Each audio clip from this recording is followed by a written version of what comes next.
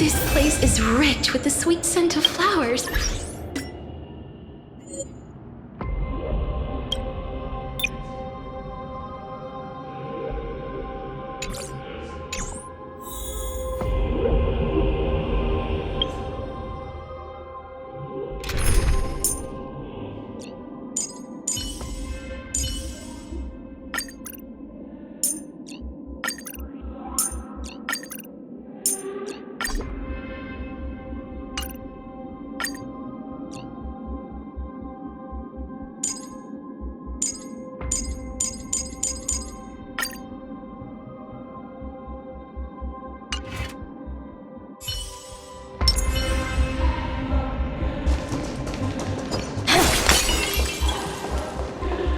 I see now.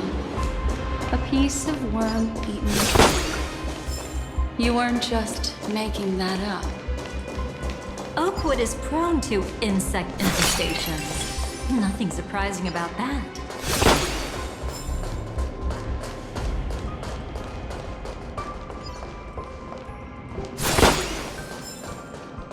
It's him.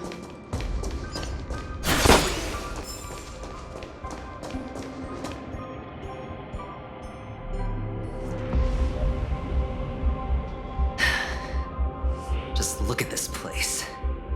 Shouldn't be this lively here. Ladies, which one of us would you say is the uninvited guest? Mr. Aventurine, what are you doing here? Well, the game's over. And I scored a big win. Oh, what did you get out of it? The Nihility Emanator cut me, and I died in the most spectacular fashion. Oh, speaking of which, you must know exactly how that feels. My dear lady who loves to dance.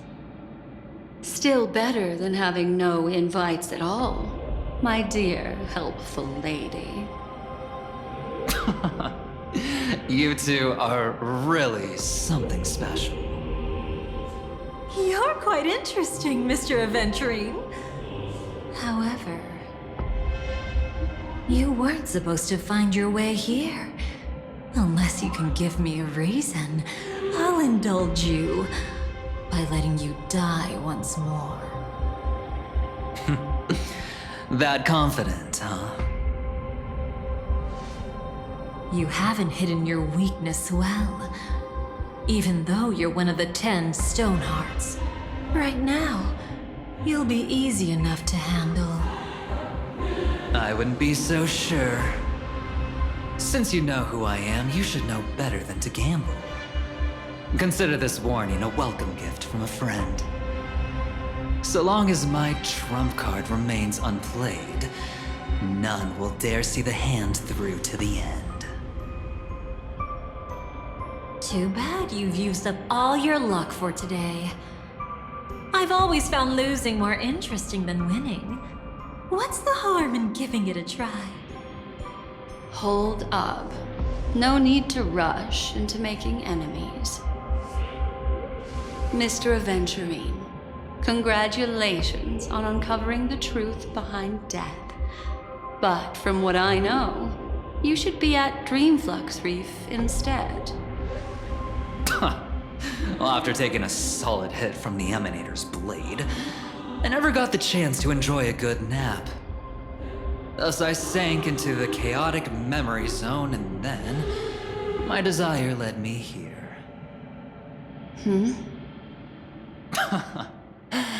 As I thought. You two haven't noticed. The answer was right under your noses this whole time. You can traverse through Memoria without relying on roads, which is exactly why you missed it. Ladies, you didn't think the IPC would enter Penacony unprepared, did you? Backed by a most attractive package, I quietly assembled a team to research the memory zone.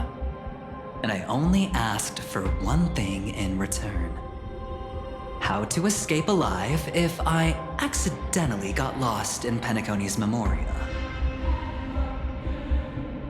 To be honest, they didn't contribute a thing. But they did help me discover a certain legacy. Rosalina Jane Estella, the former undertaking once belonging to this Nameless. She once boarded the Astral Express as an outstanding surveyor. Years ago, in pursuit of the primordial dreamscape secrets, she ventured alone into the memory zone and was never seen again. Everyone believed she had perished, taking the mysteries of the dreamscape to her grave. But that wasn't the truth. Before departing from this world, she single-handedly forged the pathway of Memoria. Mr. Aventurine, do you even realize what you're saying? Look, I didn't believe it at first either. But the Nameless, as it happens, had quite a unique background that led her to devise a brilliant solution. Using the technology from the Zarina Erd system, she gave her life to the memory zone, giving Penacony's dreamscape a unique signature. When dream chasers wander into the memory zone, they'll drift towards places that can fulfill their desires. Those who yearn for freedom will witness the form of the primordial dreamscape. Those consumed by obsession might encounter certain special dream bubbles.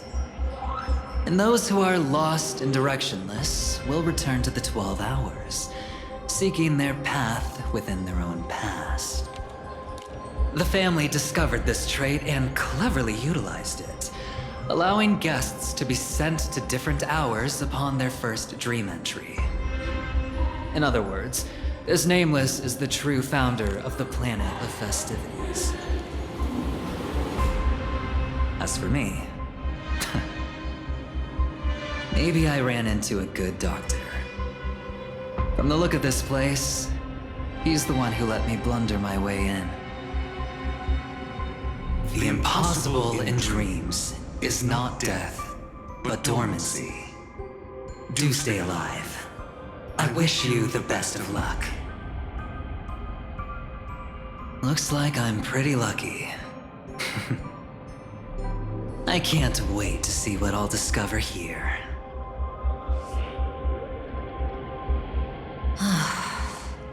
It would seem luck favors you still, Mr. Aventurine. Fate is truly fascinating, yet cruel. Remember Miss Robin's question? If the Dream Master was after the propagation, why did he have to harm the Glamoth Knight? Years ago, he had already completed this plan, waiting for a Glamoth Knight to enter the dream. Unfortunately, with the sudden fall of his empire, his hopes seemed to have been dashed. Yet just as the Charmony Festival was about to begin, a descendant of the Glamoth Knights appeared uninvited, and everything began to turn once again. The Dream Master was never afraid of Firefly investigating the propagation. That was exactly the truth he wanted her to see. Wait, is that why you trapped her in the memory zone? Correct. This place is where the Dream Master wanted her to be. And he wanted her to think she'd figured something out, only to make the wrong decision at the most critical moment. So, what exactly is the Dream Master plotting?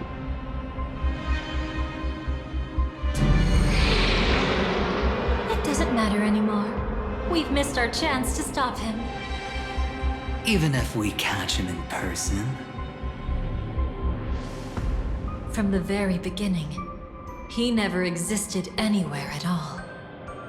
When he attempted to merge with the dreamscape, he transformed himself into 4 primordial divine laws. The gods bestowed upon us heavenly fire, and with it, divine tribulations. Let them be, for we are all mortals. born to love and to suffer. The first law. As his parting gift, he bestowed it upon Robin, guiding her onto the harmony. Repent and return to righteousness. Though you soar like an eagle and make your nest among the stars, I will bring you down from there. The second law is the power he bestowed upon me as his collaborator. At the same time, it serves as a constraint to ensure I won't act recklessly. And the third law... Paradise shall fall into this world of sorrow. And once dawn breaks, it will shatter in the light of day. How could anything golden abide in glory forever? I haven't seen it myself either.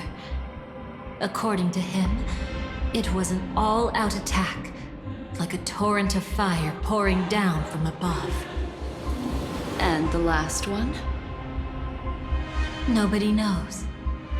After claiming to be ill and withdrawing from public view, even though the constraint remained in place, he never contacted anyone again. Not even me, his collaborator. It's just my theory, but I'm pretty sure I'm right. By then, he had finally completed the last law and used it to eliminate the one weakness that exists in any plan. The mastermind himself. The moment the plan was set in motion, Gopher Wood died a martyr's death for the just cause he believed in. And the swarm disaster shall reappear again in the sweet dream.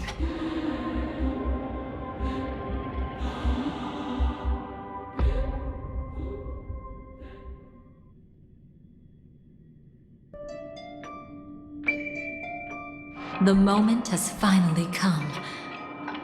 Resentful from being deceived. Confused by conflicting memories.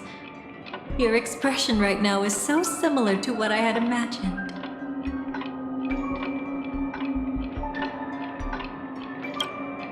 Every side. I'll try to fulfill Duke Inferno's last wishes. Don't be too mad. I wasn't a Stellaron hunter back then. But wasn't everything that happened in Penacony the perfect opportunity to join? As you can see, he became a martyr, leaving all his power in the 12 hours, like a self-turning hand of time, driving his plans forward. The Order truly is a harsh path. Enna, Gopher Wood, and Sunday, the one you know even better. They all chose to sacrifice themselves for it. Though it wasn't my original intention, I wanted to help her, to keep her from getting caught up in Gopher Wood's schemes and facing such a detestable fate. Alas, I couldn't make it happen. The path your predecessor Rosalina left in the Memoria pushed Firefly towards a new lease on life. Indeed, how could a nameless who walks the path of the Trailblaze leave behind a legacy built on evading destiny? But then, something interesting happened. You turned out to be that variable. As Aventurine said, Rosalina's legacy would send dreamers to where they truly yearn to be. For Firefly, that place turned out to be by your side. She revealed her true self to you, reuniting with you as a Stellaron hunter.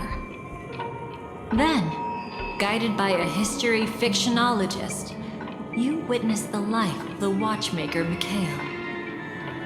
It was truly a life worth remembering, worth giving everything for. I would have loved to raise a glass of hello and goodbye to him, just like the one who saw things through to the end, Mr. Gallagher. What a shame I can't do it properly here. Sunday also came here, feigning cooperation, to reveal to you the truth about Penacony, the foundation of the sweet dream, hidden behind the Grand Theater's curtain, was actually a Stellaron. And the true mastermind behind everything was none other than the Dream Master Gopher Wood. But you know now that his words weren't entirely true. What followed was one of the few beautiful memories that Firefly has held onto to this day.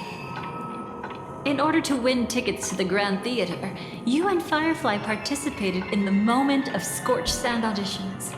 Your coordination was so perfect, like you were companions who'd long shared the same rhythm. See? Even though you've forgotten everything from before, some traces remain etched in this moment, becoming part of your instincts. Until, following the script, Firefly sent you all to the final stage before departing on her own. In those beautiful moments before that, she experienced the joy of living, yet she still had to face the terror of death. However, you may have noticed that during this period there was a small gap. She and you weren't together the whole time.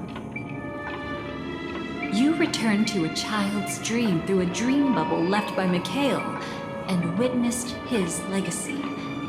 However, Firefly was not a trailblazer, so she couldn't enter it. While waiting alone, she met her true collaborator, and thus learned that there was more than one legacy in Penacony, and more than one watchmaker.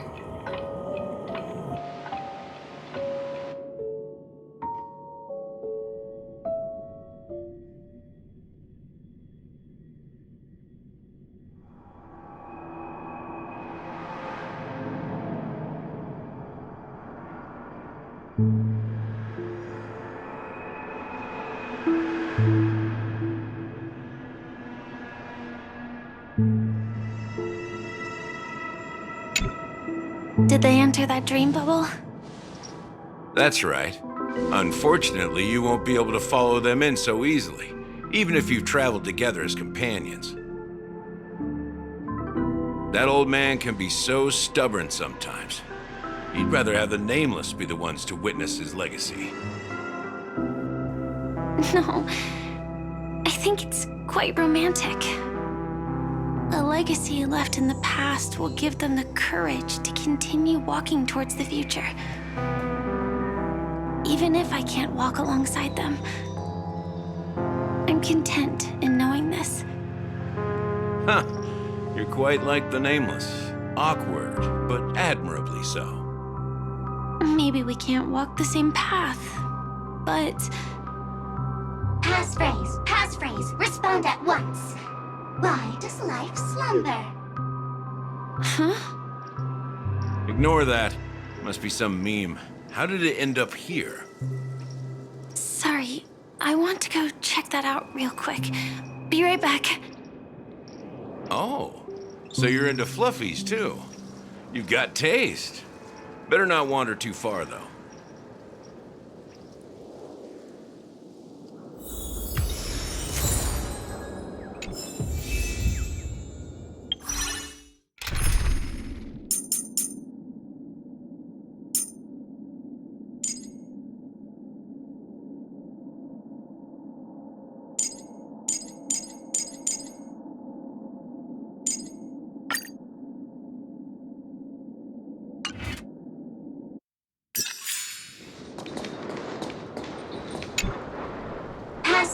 Passphrase, respond at once.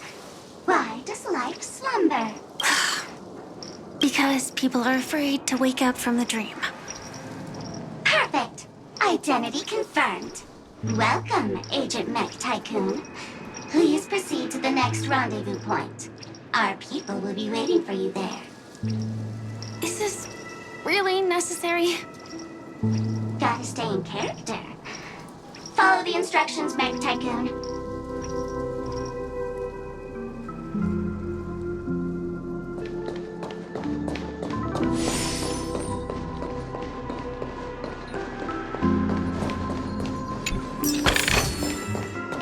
signature detected. But Hello. Please submit identity verification for Agent Ultra Firepower Instant Star Traveler. who? Mech Tycoon wasn't cool enough, so... So, Miss Sparkle went ahead and changed it. Masked fool. You shouldn't be here. Well, someone's been kept in the dark this whole time, completely oblivious to their real buddy standing right in front of them. Buddy. Don't tell me you still haven't noticed. That memo keeper has already stabbed you in the back once. No way. Silverwolf never mentioned me? But she's the one who invited me to team up. The family's omnipotence in this sweet dream, that was my intel. Now you all are going back on your word? Your intel?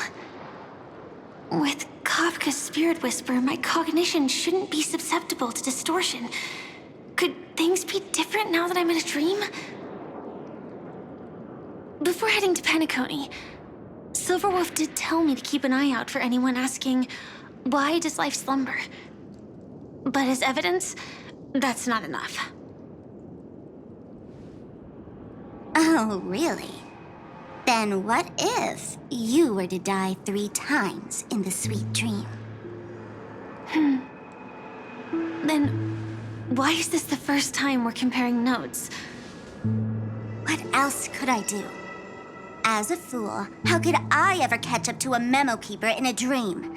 Every single time, just when I was about to reach you, poof, she'd vanish with you.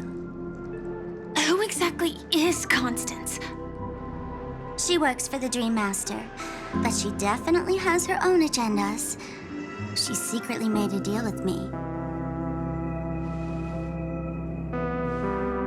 She pointed to a nightmare in which all the Dream Master's schemes would be carried out. I've been looking everywhere for you just to give you this spoiler. A nightmare? What exactly is in it? Tell you straight up? No way. I went through hell and back for this. Here's the short version. After you've lived through the best of times, soar toward the sky with all your might. You'll hear insects chirping at the oak's crown. That's way too cryptic. I can't trust you. Please, we're working together. I'm not some lackey. Just because someone else fooled you doesn't mean you get to pin it on me. You're back sooner than I thought. Any results? Yes. And now, it's up to us to forge ahead. Sorry, I'll catch you later. But thanks. At least you brought good news. Which part was good news? The best of times.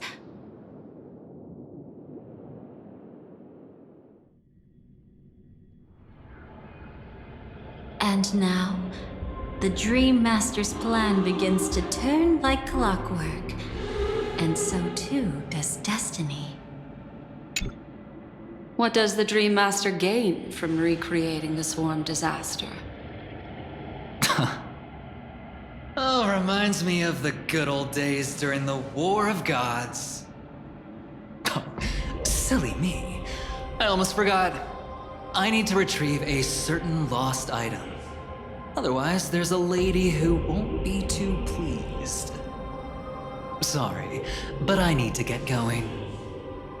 Sorry, but you're not going anywhere. This is the land chosen by Gopher Wood to meet disaster. But he doesn't want the swarm to truly surge forth and devour the world. The swarm disaster will be trapped here, and so will you in your weakened state. Unless a kind memo keeper lends a helping hand, right? But I can't find a reason. So far, there hasn't been a single case of one of the 10 Stonehearts being killed. It's driving me crazy with curiosity.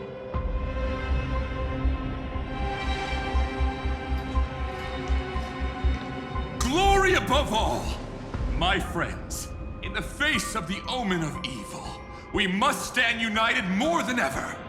Allow me to prove our resolve with my spear and pierce through this darkness. Huh? Whose backup is this? Pardon my late introduction. I am Argenti, of the Knights of Beauty, traversing this cosmos to eradicate all that is unsightly in this world. In the name of beauty, the one and only has brought me to this place. Perhaps it is destiny's guidance that led me here. In this dreamscape tainted by the propagation, I shall uphold the name of beauty and clear the path for all of you. Ah, passing knight. You found just the right person. I am an IPC envoy trapped here. Lend me your aid. For Adrilla the Beauty is the most peerless beauty of them all. Someone's a quick learner. Nothing else to say. This is far too much of a coincidence. What else is there to say? Would this Sir Knight even listen to us try to reason with him? That's the fascinating thing about destiny. Some people are just born lucky. Let them be. We should get moving now. Where are we going? To find your dance partner, darling. By an unexpected turn of events, the Dream Master's plan is about to come to fruition. And to deal with him, we'll need an emanator to step in.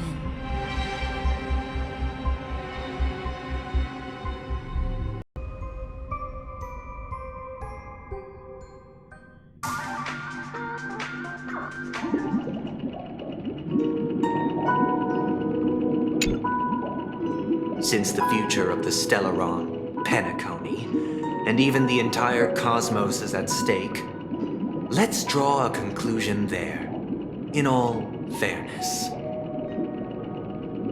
Does that mean he wants to fight us during the Charmony Festival? I'm afraid so. Anyway, we can't leave the Stellaron unchecked. This is about trailblazing a bright future for Penacony, and fulfilling the long-cherished wishes of Mikhail and our other predecessors. After you've lived through the best of times, soar toward the sky with all your might. You'll hear insects chirping at the oak's crown. It's all over now. So that's how it is. Well then, it's time for me to depart. They've harnessed the will of an entire planet to create an eon. This confrontation is far more complicated than a simple power struggle.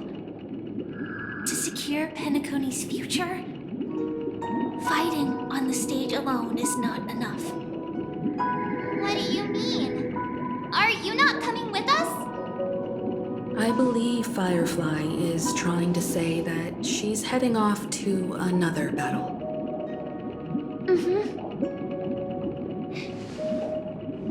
Before I left, the Destiny Slave told me that this journey would bring unforgettable rewards. Even though the script he gave me only had a few lines, I couldn't ignore them. Because one of the lines said, "I'll experience death 3 times in the land of the dreams." 3 times? This can't be serious, right? The first time was a painful death when I was stabbed by the Blade of Dormancy, which led to all subsequent events. The script will always come true, but in a way that will only be revealed when that page is turned. But the death granted to me by the planet of festivities was merciful enough. For my first death, I chose how it would come and what it would change. For the next 2, I want to try my to achieve the same outcome. Have you made up your mind, Firefly? Yes. Otherwise, I wouldn't be here. Thank you again for your assistance for the Astral Express. May we meet again, in reality. Yeah. Farewell, everyone. May your trailblazing expedition never end.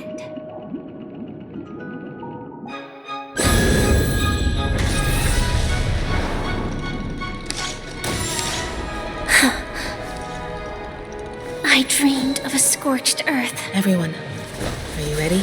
A new shoot sprouted from the earth. It bloomed in the morning sun and whispered to me.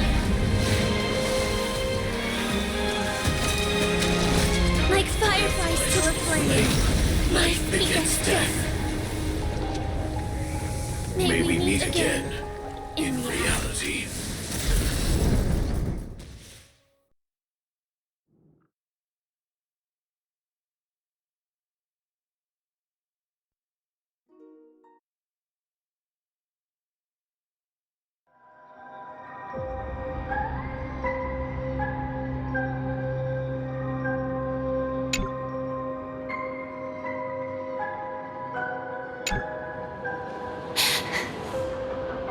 Is this the place where the Dream Master executes all his schemes? Or perhaps it's the place where he'll find redemption. Dream Master? No. Just one of his divine laws. Don't think I'll let my guard down. I know your true nature. Whatever your goal is, I will stop you. No need to be so tense, Miss Firefly. I am but a thought, formed from memory. Feel free to strike me if you wish to verify this. But his actions aren't baseless. There's a reason for my presence here. Please continue. Thank you for your openness. I'm equally unaware of the Dream Master's malicious plans. But he's been waiting for your arrival. That Glamoth Knight he killed with his own hands, through me. He hopes to restore justice for her. And you, her friend, are meant to witness it. Justice? Indeed. I'm quite familiar with this place and can guide you. This has its own significance for you, too. Witnessing his confession is tantamount to unveiling his crimes. I don't need your guidance to get this done. But you need someone to decipher the truth. Force alone won't solve anything. It's not like you'll stop here if I refuse. Lead the way. But I'll be keeping my eye on you. What is this place? Oak Manor. Once part of the Dewlight Pavilion.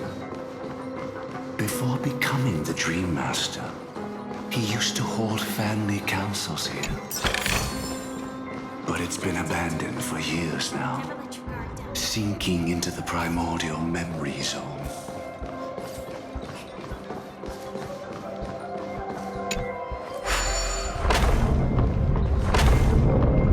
Is that... I'm afraid it's...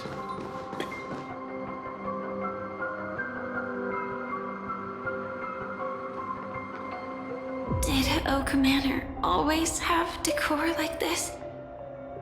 After taking over the sweet dream, he never turned away any sincere dream seekers, even if they were shady characters. Walking along the harmony, he firmly believed that even villains could be transformed by sheep-based benevolence to show mercy, act with justice, and walk with humility. It seems his wishes didn't come true. Indeed. Those villains never learned their lesson. They even conspired with one another, foolishly attempting to establish their own family lineage. Such arrogance. They went as far as sending a messenger across the vast cosmos to seek permission from the main family. In the end, they only brought shame upon themselves. And then there was a revolt. Fortunately, his heart was already aligned with the Oak family, allowing him to survive by sheer luck. Though he could never leave the sweet dream again. Soon after, the manor was decorated this way. Was he trying to warn himself? If your beliefs lead you down a path of plight, why stubbornly cling to them? That's exactly what I'm getting at. At least now, I can understand those feelings. And I think I've come to understand why I exist here. At that moment, Gopher Wood stood at a crossroads, pondering whether the harmony was still the right path. But my fragmented memories have not yet revealed where this would ultimately lead. Since he was about to commit a great evil, perhaps the Dream Master who left behind these laws was hoping I would choose a different path. But it's too late to change anything now. Not necessarily. We might as well keep moving forward. Good intentions are always the final creation of evil deeds, for they know they must be stopped. And his past choices will reveal his schemes to us. In your opinion, which path would the Dream Master choose? Probably the path of force. But Miss Firefly, feel free to do as you please. I have no other thoughts today.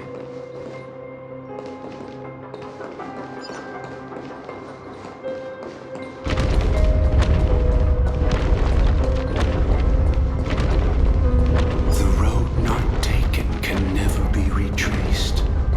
Even in dreams, this truth remains.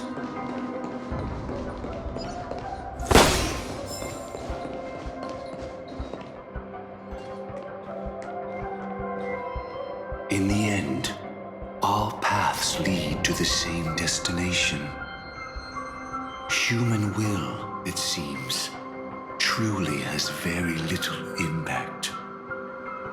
Is this?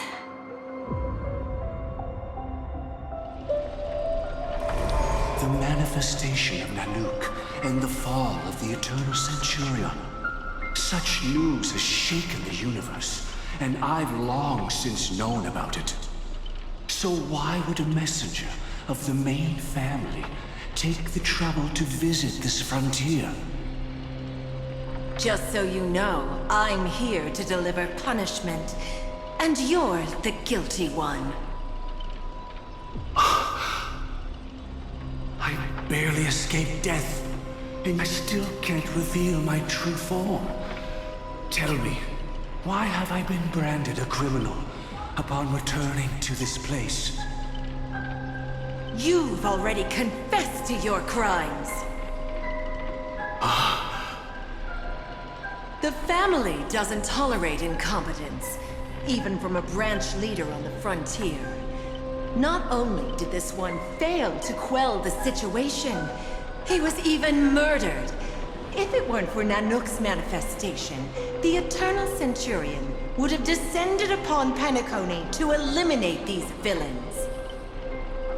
But you survived by sheer luck, and I set out for this very reason. You must settle this matter yourself and reclaim your lost respect. Not for yourself, but for the family. To survived, but without the power to do anything. Therefore, your crime shall be punished with a blessing. I shall bestow upon you another crime. Its evil reaches even the heavens, and once known, the name Gopher Wood will lose all meaning. You will be alive in body, but dead in spirit. I know my sins. Please bestow your punishment. Here and now? That's not possible. Before I lead you to that honeyed fountain, I shall tune you so that you can no longer speak out. People believe it to be a creation of the destruction, for it always arrives coupled with calamity. I shall clear the shadows before your eyes, so that you may once again behold that almighty force that giveth and taketh, and worship the mercy bestowed by the triple face. The harmonic cancer, the Stellaron.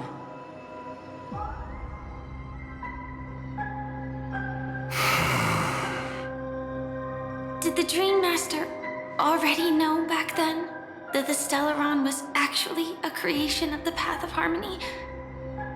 Was he forced to manipulate the Stellaron under the family's orders? I'd like to defend him, but calling it forced would be self-deception. He claimed he was powerless, not that Shipe taught us we shouldn't do this. Whatever the family's true face may be, right now, Gopher Wood is no longer a follower of the Harmony. What if you were the one standing there? Perhaps I too would betray the Harmony.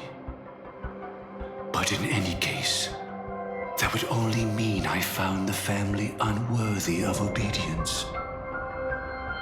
It doesn't justify the Dream Master's heinous acts.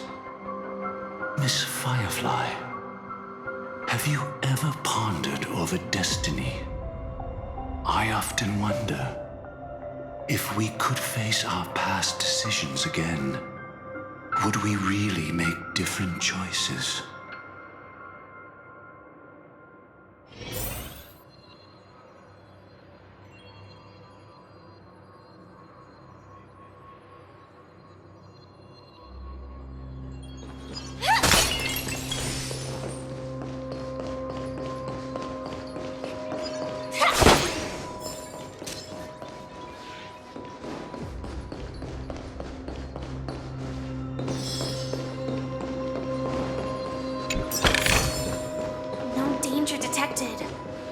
Never let your guard down. It's in that puppet's hand. Got it.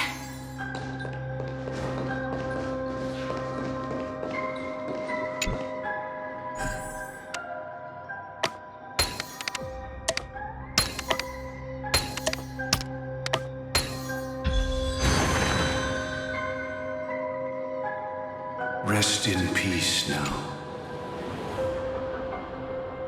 Mikhail, was it you who killed him? Is that what you think of the Dream Master? Someone so unforgivably evil. He was once the Dream Master's closest friend, but they ultimately parted ways due to their differences over the sweet dream. Mikhail once gave the Dream Master a wristwatch. And even though it's broken now, he still treasures it to this day. I came for a confession, old friend. I wonder, what did death feel like to you? I died once, yet returned to the mortal realm. If you were as fortunate as I was, would we still walk different paths? In my eyes, you can still hold on to hope precisely because you've never faced inevitable death. Would you blame me? Would you, Mikhail? I tried to unveil Xipei's third face. But I was wrong. It wasn't the propagation. Yet destiny was so merciful, making me realize the propagation was able to continuously evoke people's prayers for the Order through the fear brought by the Swarm.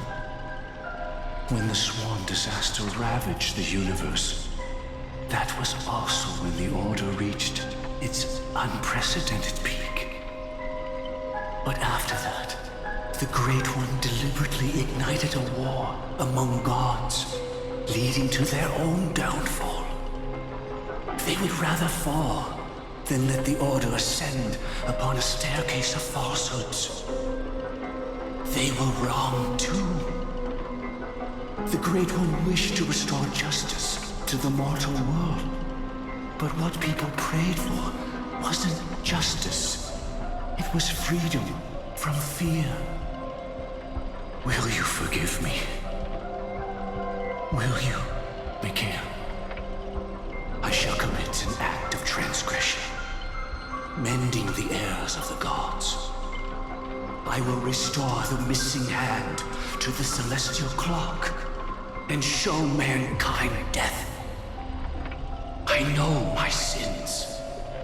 They are ever before me. But I shall never repent. Using the propagation to lay the foundation for an eternal paradise. So what he meant was recreate the Swarm disaster using fear to force people to pray for the Order's return? Perhaps that's why your friend was killed. The Dream Master wanted to find out how the Glamoth Iron Cavalry obtained the propagation's power. That's not a power that can be easily controlled.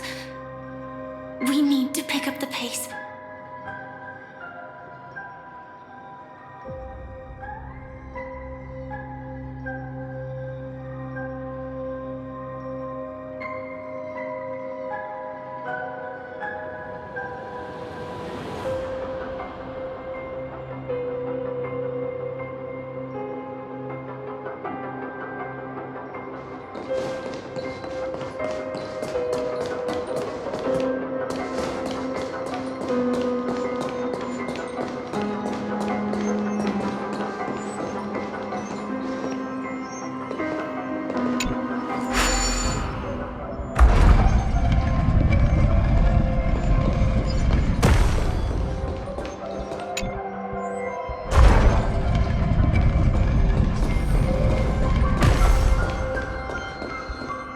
Past this point, and before us lies his final decision. Where to go after turning away from the harmony. Since he wants you to choose again, which side will you take? Go ahead with whichever path you think is right. I'll take the other one. Don't worry. I can't change anything.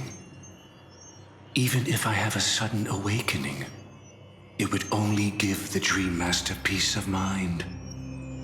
He deserves absolute punishment and must be brought to heel. So you made a different choice after all. I will stop him.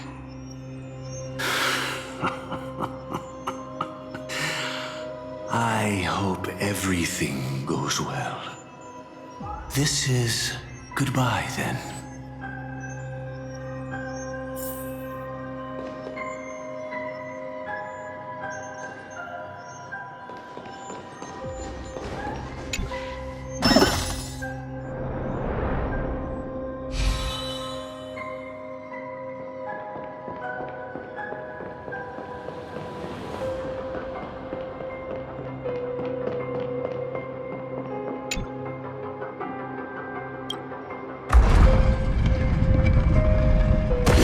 Propagation rain down heavenly fire.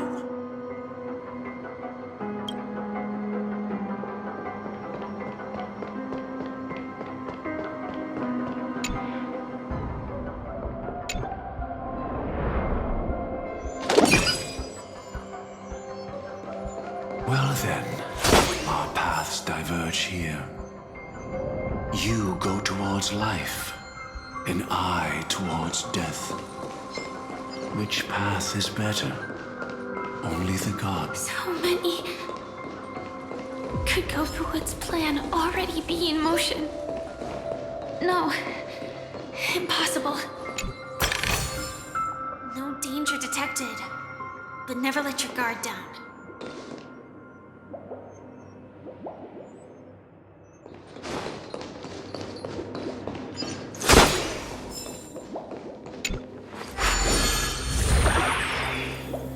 This place already looks... We need to hurry!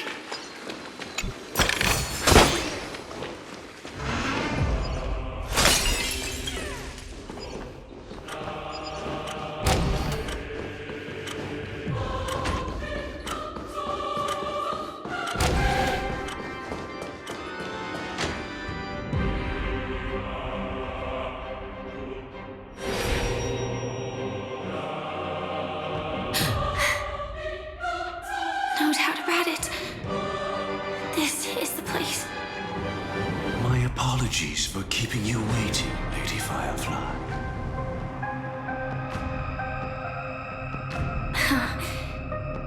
It's you. It seems the other path leads here too.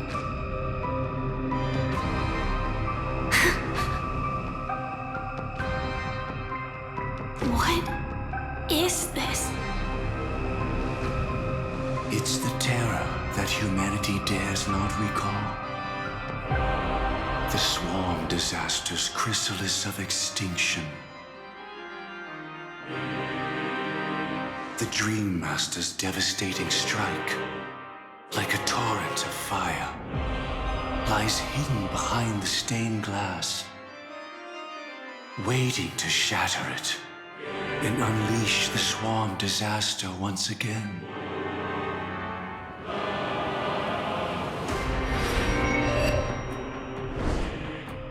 How did the Dream Master become this powerful? We need to stop him. Or maybe stop me. As expected. I shall end this matter on his behalf.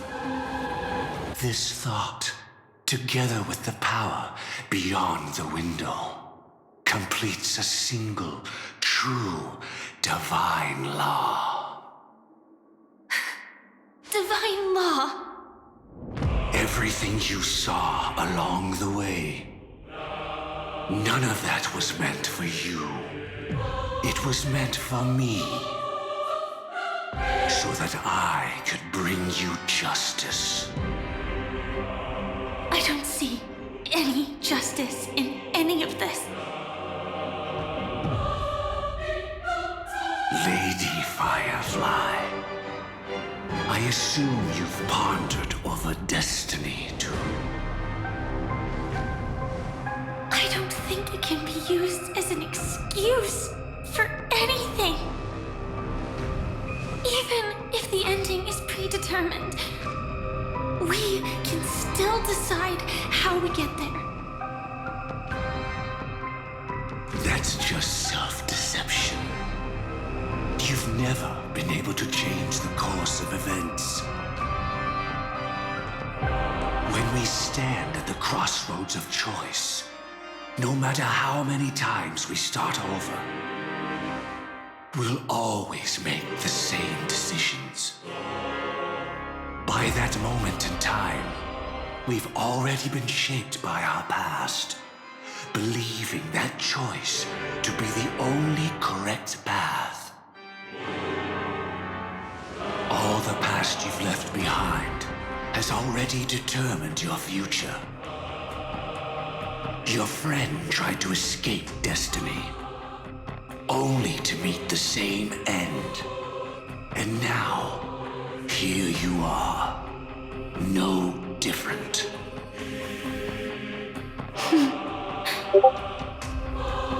But the person you met today is someone who has rewritten their destiny. Well then, I'll offer you my sympathy, Hunter. As far as I know, there's only one way to rewrite destiny. Give up your true desires and stop walking your own path. In doing so, your destiny will indeed change, and you may even sway the course of the world. But from that moment on, you will have killed yourself, alive in body, but dead in spirit. This is the price we're willing to pay to defy destiny. Not everyone chooses to surrender with their hands up. Everyone has the power to see the world as it is, and to bear that weight. This is the true meaning of sacrifice.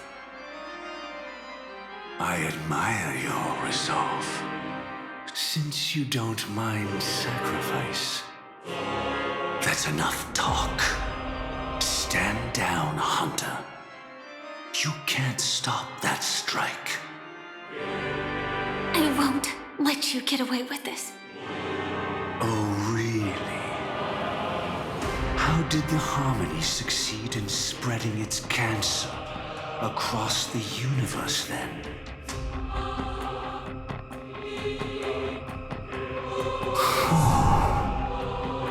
Though she wasn't my true companion, the cremator left me with a spark of her flame. I never trusted you. During our journey together, I planted it on you. And now, I'll let it reignite. It can burn away a thread of thought with ease. Impressive. But do you really think you can get ahead of me? If I can't, I still won't run away. If that strike is inevitable, I'll be the only one who dies in this nightmare. Your courage shines like pure gold. Even so, paradise shall fall into this world of sorrow, and once dawn breaks, it will shatter in the light of day. How could anything golden abide in glory forever? Come forth and present yourself, last heir of the Empire. I permit you to unveil the true face of order. I permit you, with mortal hands, to bring forth the Great One. The swarm will again devour all things, and fill the hearts of the lost with terror. Someone must cast down rage in their stead. All that lives will one day die. Even so, I will still do as I've always done, and pray that I can stay alive. I can do it. Right? But death will come because you, out of all people, are the foremost in seeking life.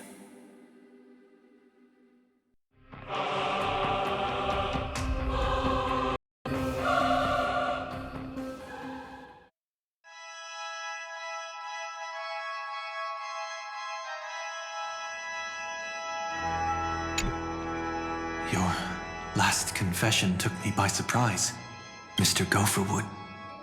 No. The final divine law.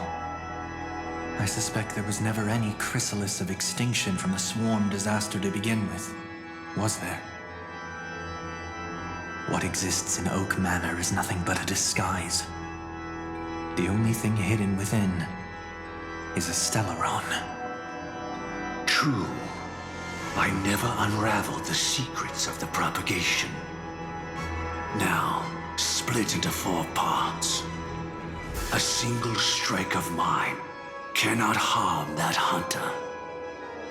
But if a Pathstrider of the same origin as the Swarm were to be deceived by tuning, mistaking what lies before them as certain death, if they were to make a wish to live before the Stellaron, the outcome would twist into a catastrophe that brings death.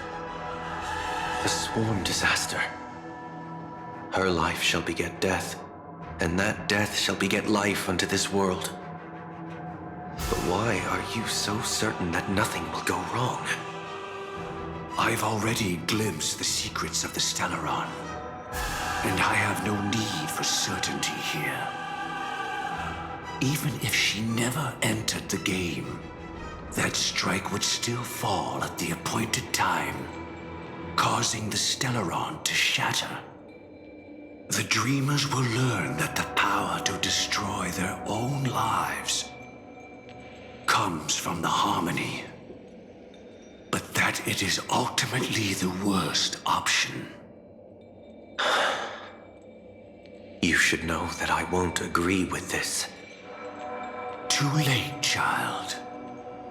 The hands of time have struck midnight. Look up at the stars. Do you know why they are so cruel?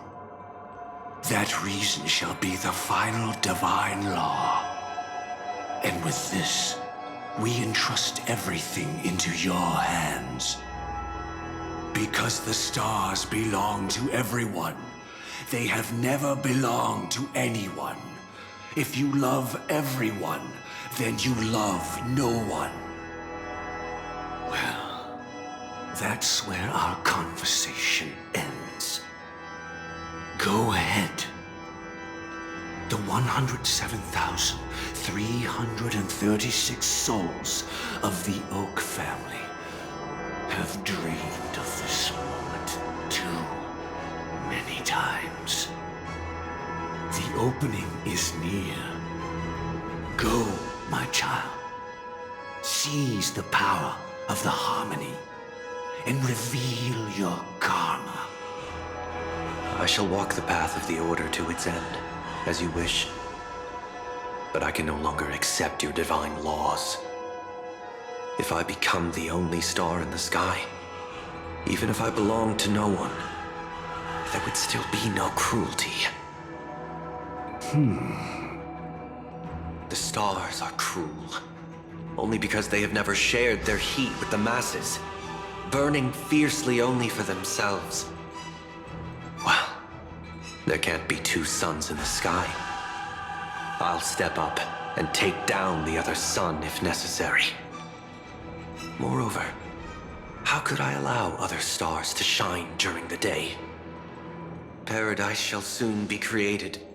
Not at midnight, but at noon. I shall initiate the first and only divine law of the great Septimus. I shall ascend to the heavens, becoming the scorching sun. Bathed in my light, my people shall flourish, while all evil shall be eradicated.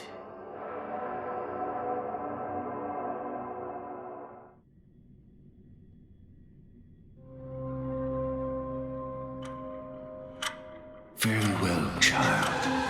Do what you must. Perhaps I was never truly without a path, but too devoted to choosing what was safest. Even if it proves impossible, I will still see it through. I should become a watchmaker too. The harmony I seek has but one note, repeating endlessly, never falling out of tune. Life, too, has its time. We did it. He faded first, causing their power to lose control.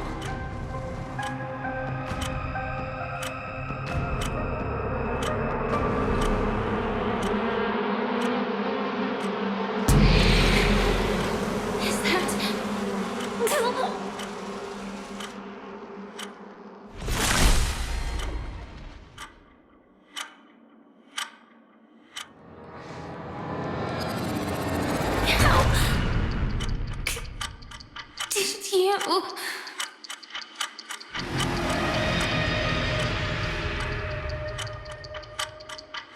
Death comes for us all, eventually.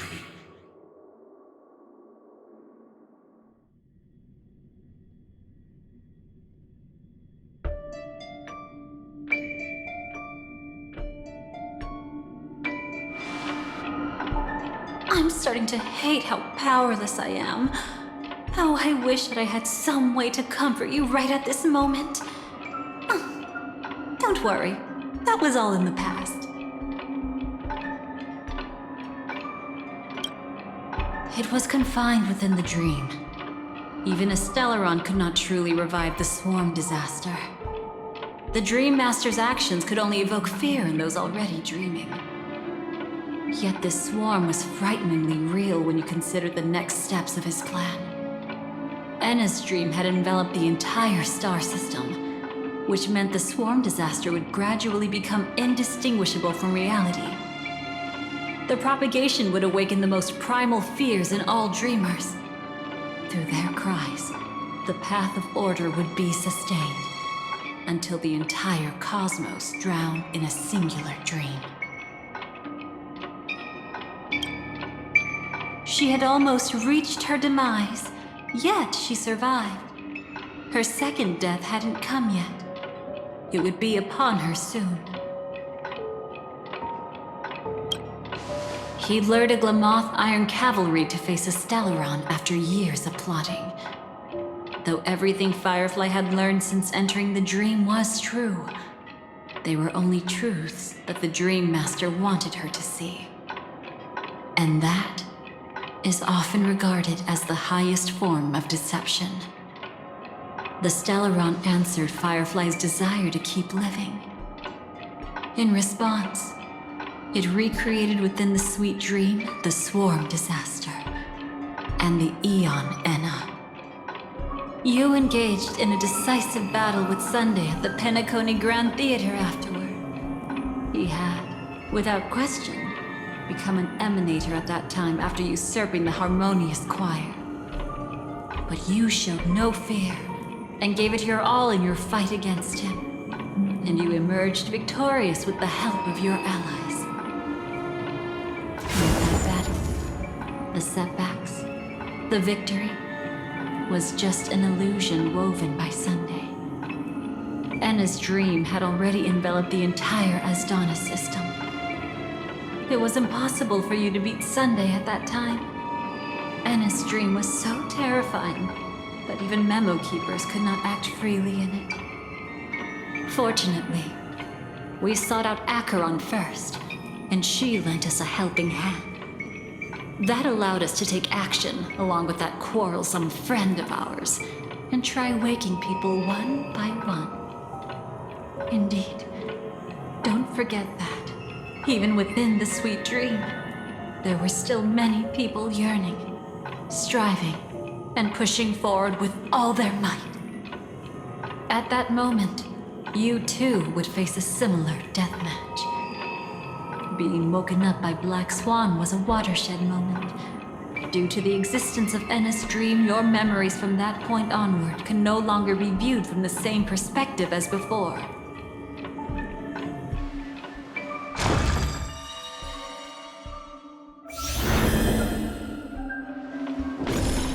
It's not that they're not real enough. Things always look different when viewed from different angles. Ever thought about whether we've truly seen our authentic selves in a mirror?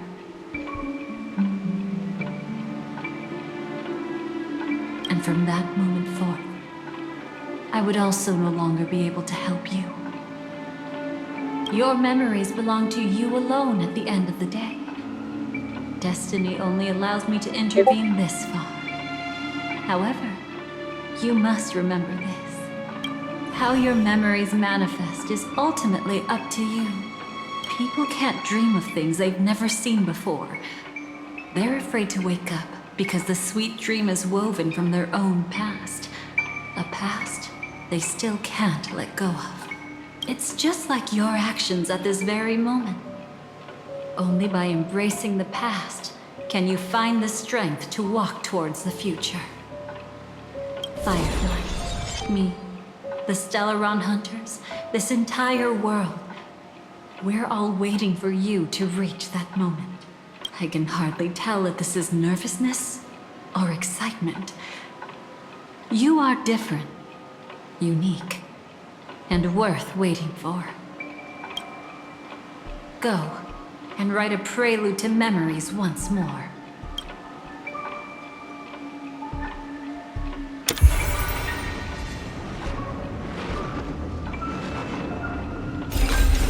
From within the ashes of time, you must reignite destiny.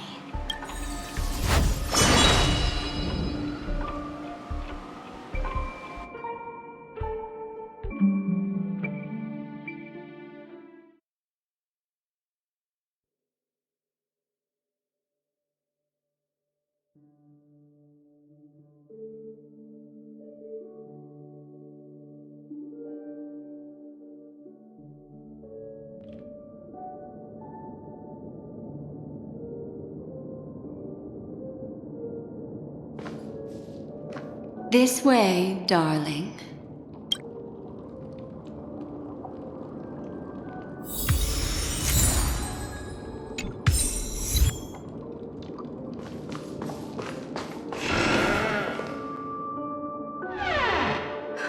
Not another one. Thank you so much, Black Swan. Finally, I can breathe a sigh of relief.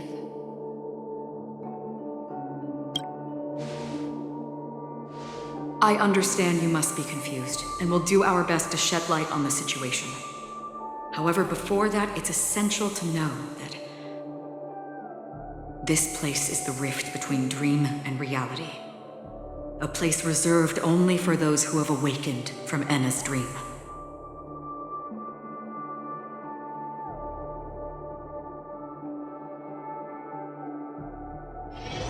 Do you remember Sunday's ambitious plan? He intended to harness the power of the Stellaron, the collective will of over 100,000 Oak family members, and the desires of everyone in Penacony to usurp the harmony and restore the order. Unfortunately, it didn't stop there. From the early days of our journey into Asdana, we were already affected by the Stellaron. That strange dreamscape where we met. Maybe it was a sign that your thoughts were beginning to drift away. I don't think the goal of the Order was to put everyone into a deep sleep. Quite the contrary. They used the Stellaron to catalyze the leakage of Asdana's Memoria into the material world, allowing the dreamscape to blend with reality. People think they are awake, but their spirits have long since stepped into the Temple of Order. This is what makes Enna's dream so powerful. In this paradise governed by the Order, everyone indulges in their delightful dreams and lives happily ever after. I believe what you experienced in the sweet dream, except for that flaw, was real. Only in this way could you reach the destination, lifting the crisis in Penacony and embarking on your next trailblazing expedition. If it wasn't for Acheron's plan, we might have been trapped in this dream forever. Well, I'm not as fortunate as she is. Even if I'm a memo keeper, I was still influenced by the power of the Order and fell into hallucinations. However, thanks to your memories, now we still have a chance to turn the tide. We still have a chance, though. To make it happen, please, Black Swan, guide us to those with a strong will. The truth of the dreamscape runs deeper. We must notify anyone willing to wake up, so we can end the long night together. All right, please come with me.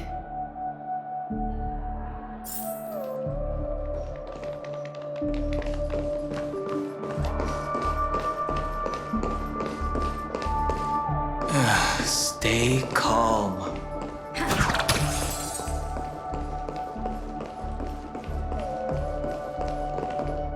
I bet that even if I don't resist, you'd still...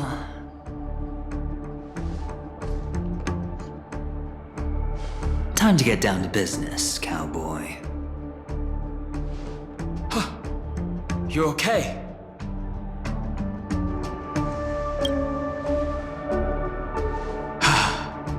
Me too. Quite the fateful encounter we have here, friend. Seems you're also a light sleeper. I'll send you some of the IPC's sleep aids one of these days. Unfortunately, we need to stay awake right now rather than sleep. We're still nowhere near capable of breaking free from Enna's dream. Let me break the bad news first. The enemy we're up against isn't just Sunday anymore, nor is it the harmonious choir that he's usurped.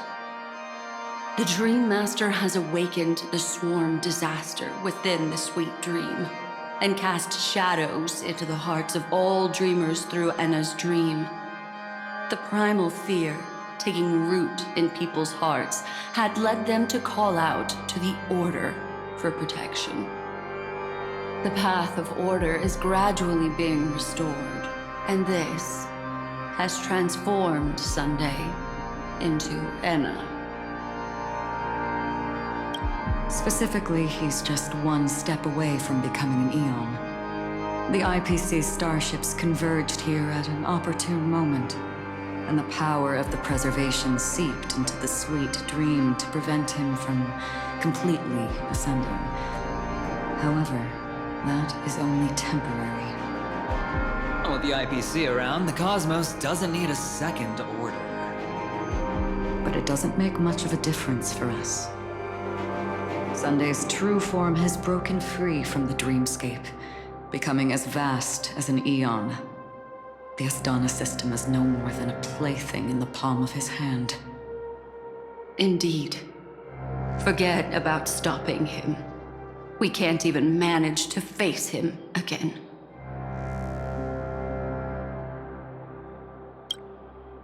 The key still lies in Enna's dream. Fear and sweet dreams. He relies on these two lies to gather the dreamers' shared wishes. He's still just a false god who barely managed to ascend. If we can wake people up and break Enna's dream, Sunday's divinity will fall with it. But the current sweet dream is extremely complex. Miss Black Swan, could you please explain the rest of it? My memory isn't the best, after all. Time is of the essence, so I'll cut to the chase. There are 3 layers to the dreamscape trapping us. First, there's Enna's dream controlled by Sunday. It wove a beautiful illusion for every dreamer, making them flounder in it. Second, there's the primordial dreamscape, which includes Dreamflux Reef. The swarm disaster is manifesting again in the Oak Dream within this layer, and is continuously empowering the Order through an endless stream of fear. Third, there's the 12 hours established by the family. This layer was the first to merge with reality and is itself an enormous trap. Forget about winning. We need to cross all 3 layers of the dreamscape before we can even face Sunday again. Unfortunately, we're still in the first layer, which is Enna's dream. Although we've regained our sense of self, we're still dreaming. We've only managed to connect our individual dreamscapes, but have not escaped. To destroy it, we must make everyone in Penacony want to wake up from their dreams.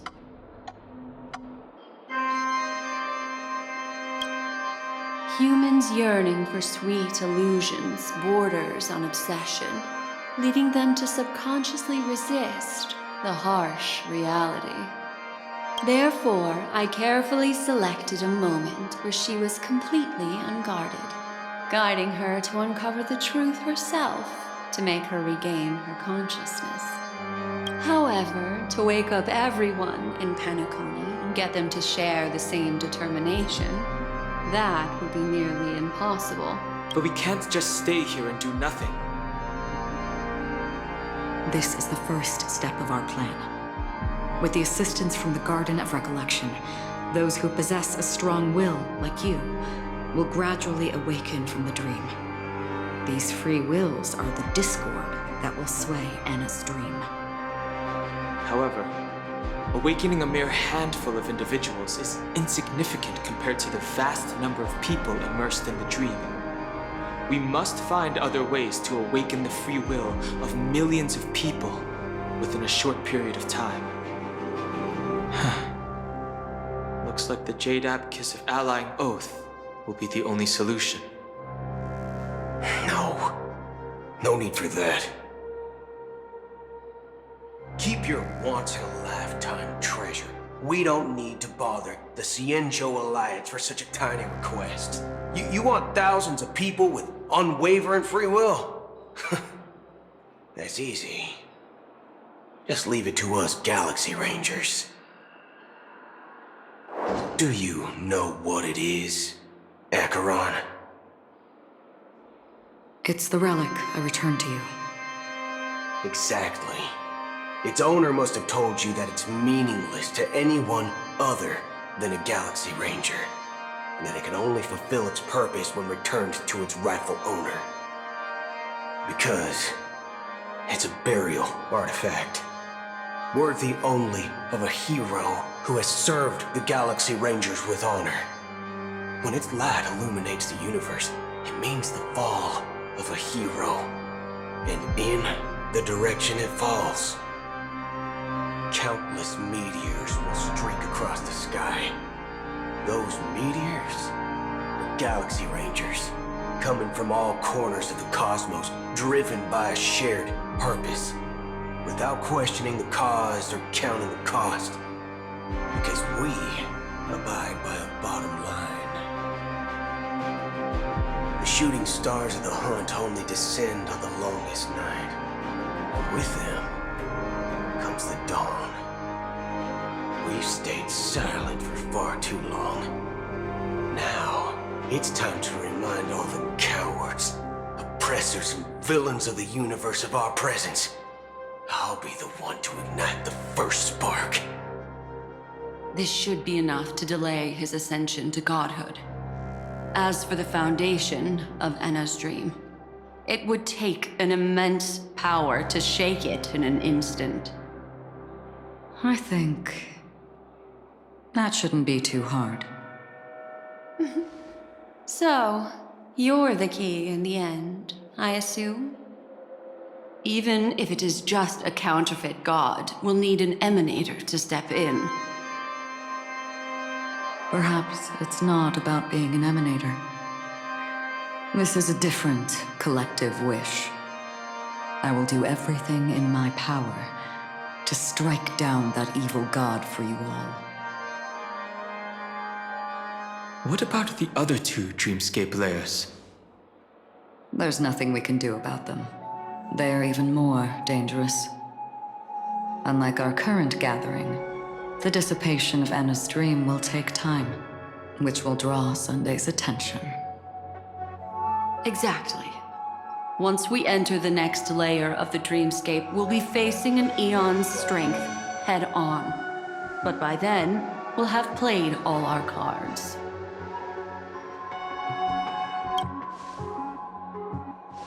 It's too late. Unless another eon intervenes. But that would be tantamount to igniting a cosmic war among gods. The Order is one of Shibei's aspects. Yet the Harmony stands idle at this moment as Enna is being reborn, without any further intervention. There must be some deeper reason behind this. Enna's dream is no ordinary matter. Even with Constance and me giving it our all, we could only reach the few of you here. It's impossible to find more help.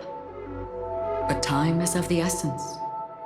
We must take our fate into our own hands. In other words, those who only want to survive by playing it safe will die. All those who dare to face death head-on will live. I like that. Just these few people? Oh well, that'll do. Quiet down. You're just a kid yourself. It's not just Penacony. The entire Asdana system is done for. A Stellaron hunter? She was at the edge of the Asdana system, but she still got dragged into this mess. Just finding her nearly wiped me out. Quite a bold investment strategy. Tell me, with such a huge risk, what kind of payoff are we talking about? The other 2 layers of the dreamscape will be handled by the Stellaron hunters. One of our associates is searching in the 12 hours for the other person chosen by the Harmony. Oh? Miss Robin? She broke free from Enna's dream through her own strength, and left behind a song for those in slumber. It's true that some people are born strong, and others are born weak. If the Trailblaze is the target of heroes, then the Harmony will guarantee that the strong help the weak. Only the people of Penacony themselves can be the saviors of their homeland.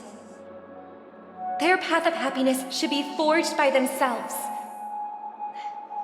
While I may not be a nameless, I'm willing to instill courage in all those who need it. This includes my brother as well. Anna's dream is too cruel for him and everyone else. I see. So, we were able to wake up thanks to Miss Robin's help. But the flaws rooted in human nature can't be eradicated overnight. Do you believe that these efforts alone are enough to convince everyone to choose the right path? I agree with you, Black Swan. That's why the most critical aspect of this plan is not to convince everyone to choose the right path, but to inspire them to save themselves. They'll stir up something big to help break you free from the 12 hours. As for the primordial dreamscape, Sam is standing by, just waiting for you to break free from Enna's dream.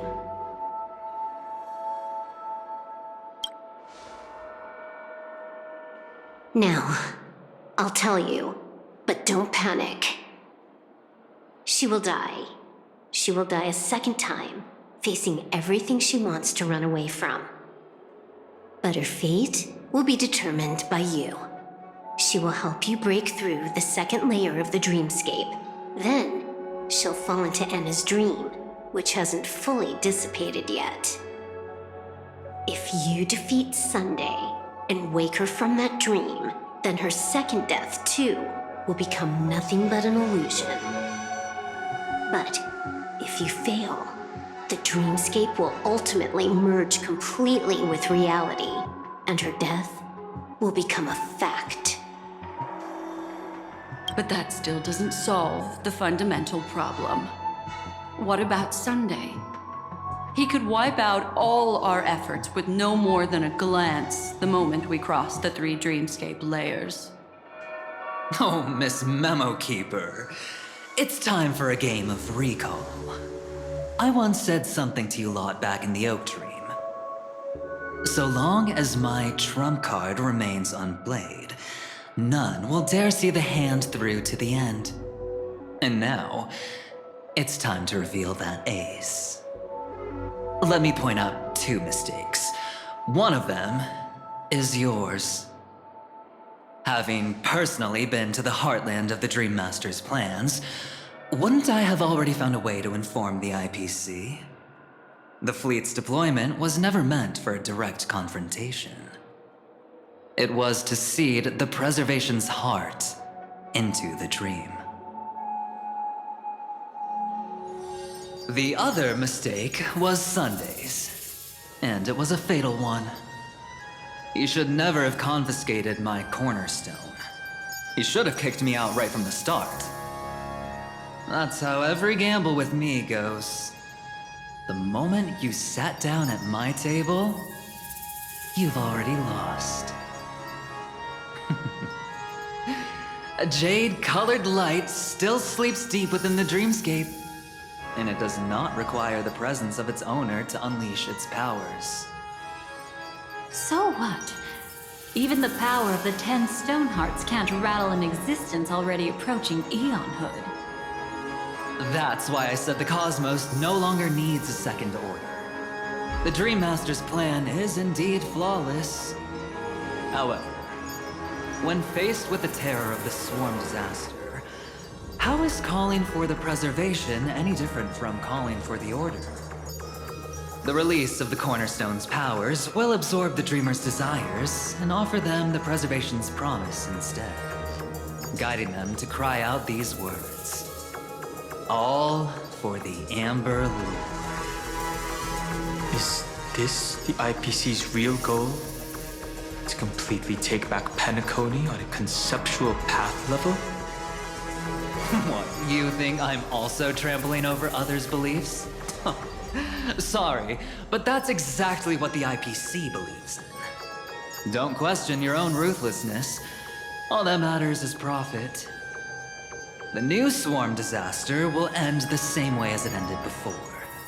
The hammer strike will echo throughout Asdana, seizing the Order's powers on the level of paths to launch our counterattack, leaving Sunday powerless to interfere with your actions. But a new Amber Era will not arrive because of that. Today's hammer strike is not the wrath of an eon, but humanity's battle cry of defiance. I'll hold my breath and listen for that moment. Once our plan succeeds, we can strip Sunday of his godhood, but we'll be too drained to join the battle afterward. So...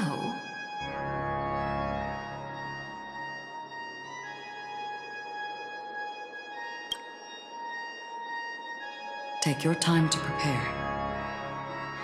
Before you head out, may I have a moment alone with you? There's one more thing I need to explain to you.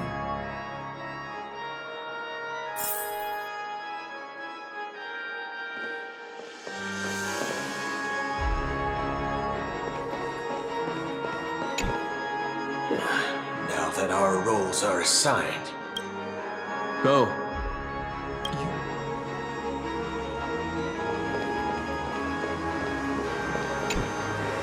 We've always been interested in the Stellaron hunters. A chat? You're just after my bounty, aren't you? Stay in your lane.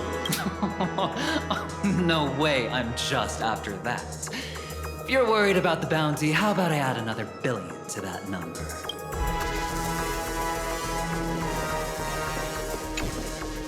It's you. I've been wanting to meet you. Not now. This is not the time. I used to wonder about but you can decide its destination, at least.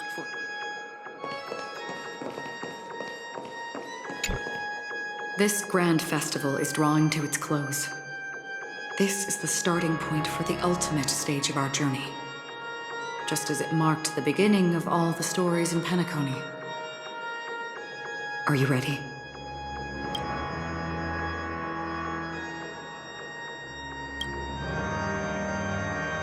Very well.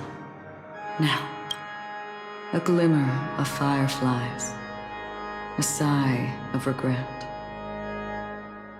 It is because life dares to slumber that they can awaken.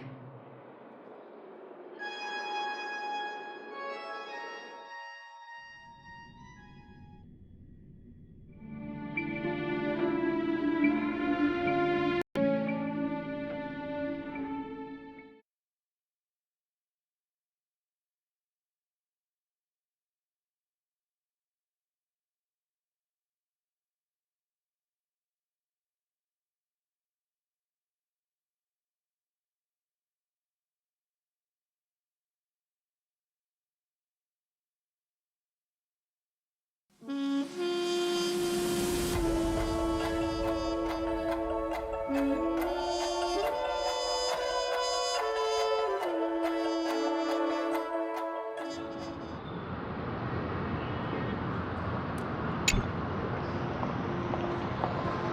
I awake? Sorry, Robin. It's just you. I did not wish for you to know this. It's a pity that things have turned out this way. Within the foundation of law, humanity establishes civilization, and through harmony, we obtain order.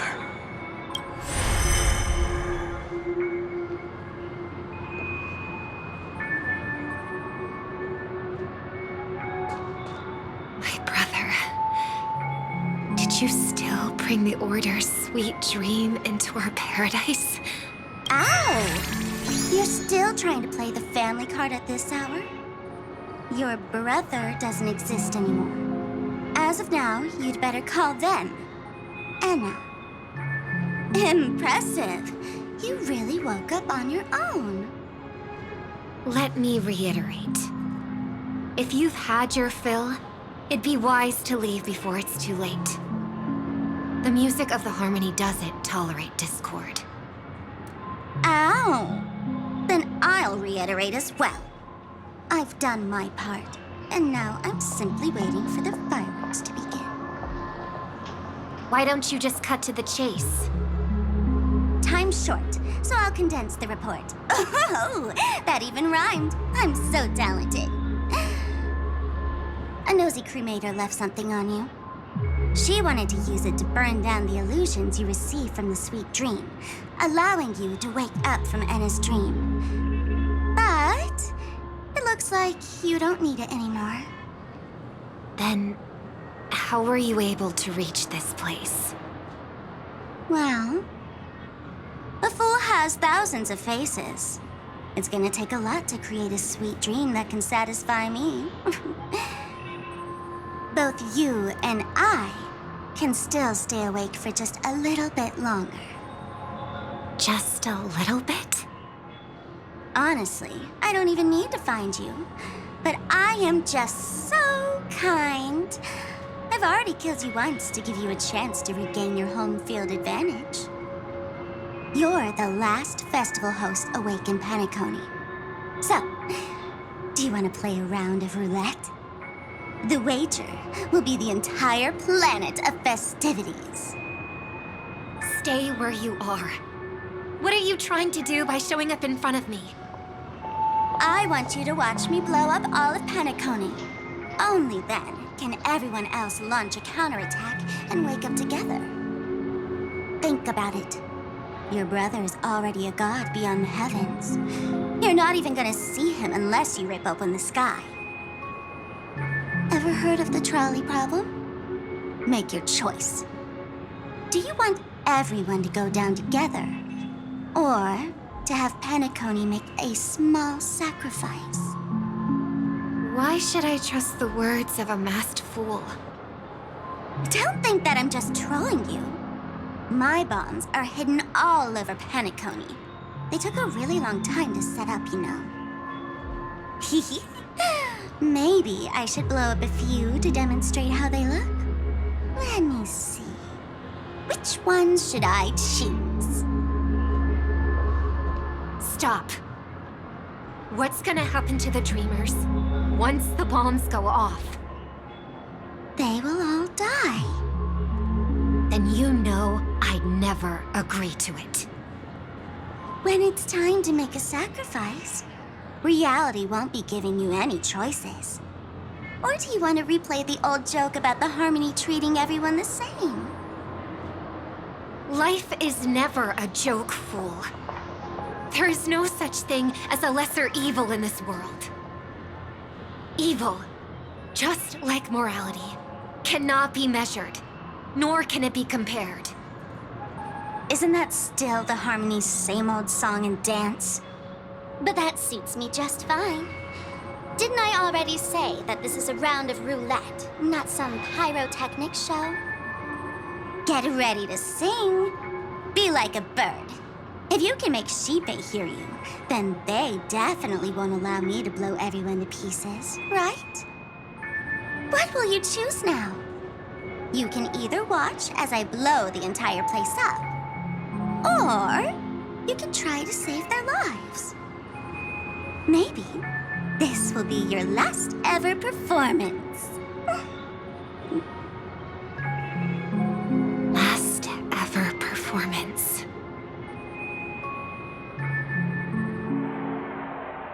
You feeling nervous?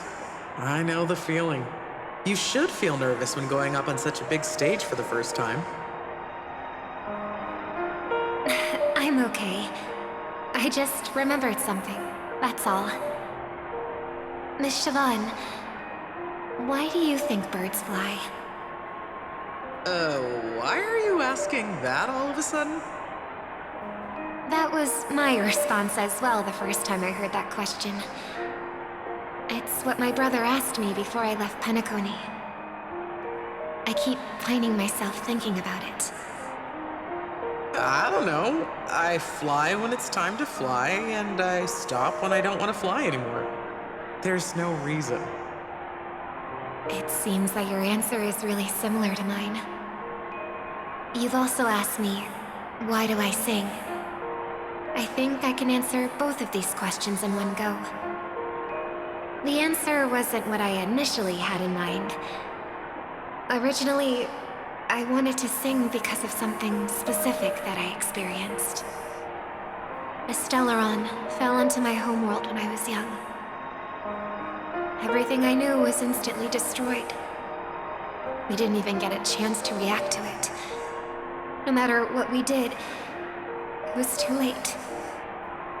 But for some reason, my mother chose to hum a song when she tried to comfort me and my brother. I remember that story. Everyone thought that's why you decided to sing. No. That experience only made me detest singing. I've believed for a long time that songs can't change anything when disasters strike. That music is the most useless thing in this world. I might be extraordinarily talented in singing, and I might feel super happy whenever I sing. But its futility had always made me depressed. Then what changed? I grew up, and I realized that my brother would sometimes hum the same tune as my mother did.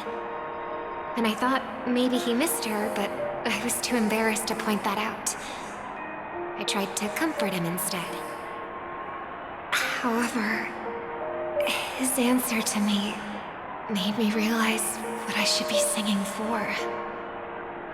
Obviously, he didn't give me an answer directly, but it got me to think. Maybe some things don't need a reason or meaning at all. Go and do what must be done, fool. It's for the sake of Penacony's future. But I won't let anyone get hurt. Oh, did you just have a flashback? Now I'm even more excited. Let me check one last time. If you were to die, how would you want people to remember your ending?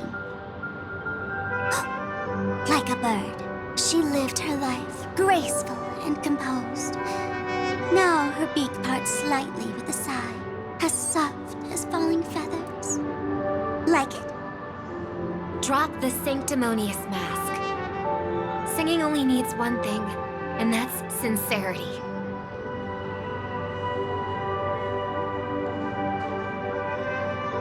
My brother. Birds born with wings need no reason to soar into the sky. And those forced to fall back to Earth don't need anyone's condescending sympathy. The sky and Earth are each other's proof and aspiration.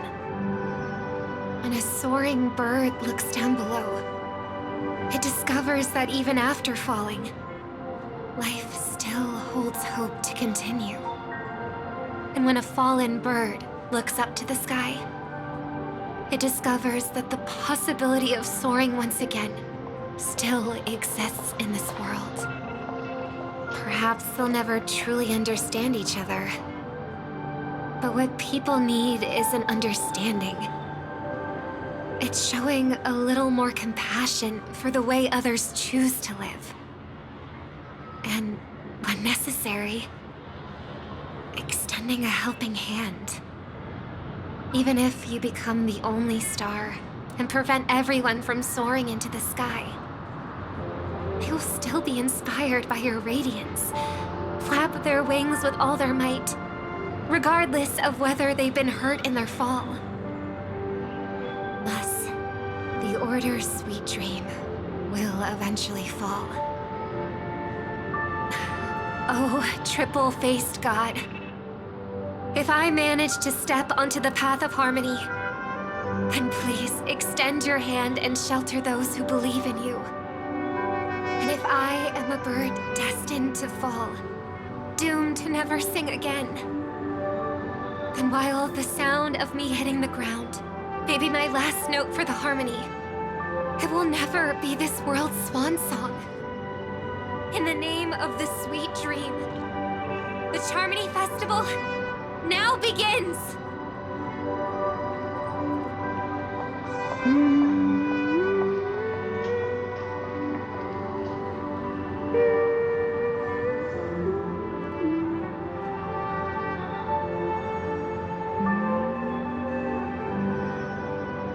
Brother, do you miss home?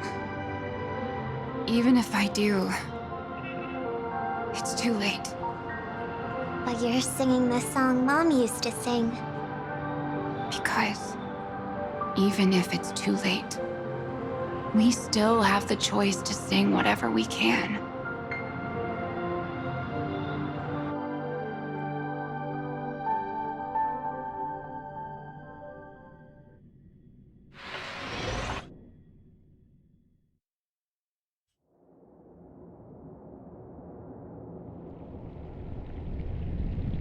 Welcome to the horizon of existence.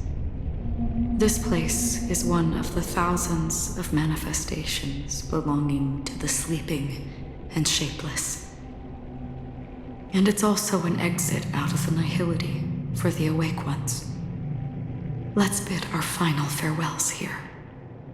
Remember your name. I'll be waiting for you at the end.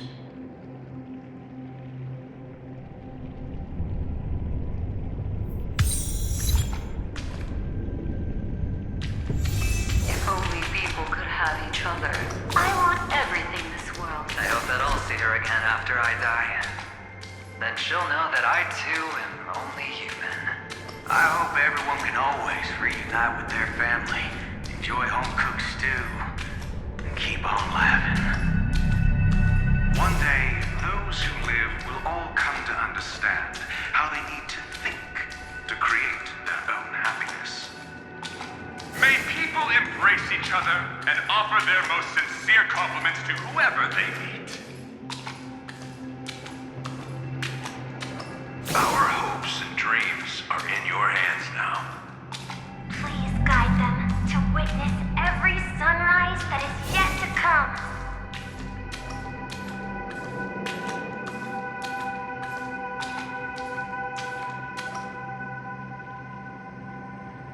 Hey, I've read the script. Why are you asking me?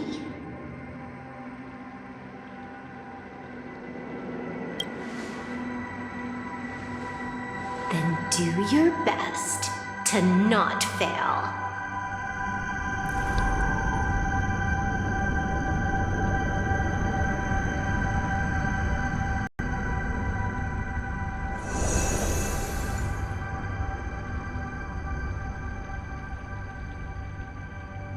It's not the time to leave your final words yet.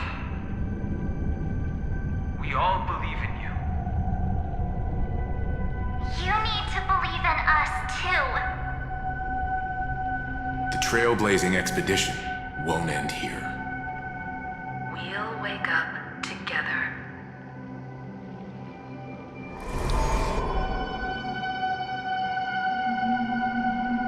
Why does life slumber? We don't know the answer yet, but we're about to awaken from this dream. Or perhaps such is the answer itself. It's the people who first broke free from the sweet dream. The sleeping and shapeless caught a glimpse of their desires. It was because they held on to these desires that they could dream. It was because these desires were never fulfilled that they could wake up.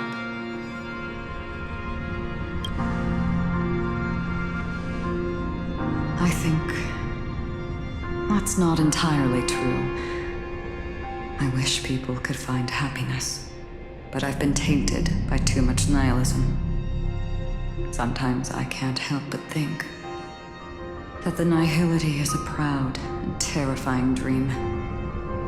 It's brought forth not by gain or loss, but by the severing of roads, or even the loss of desire itself. Fulfilling a wish can certainly make people feel the joy of being alive. But if no new wishes ever surfaced again in people's hearts,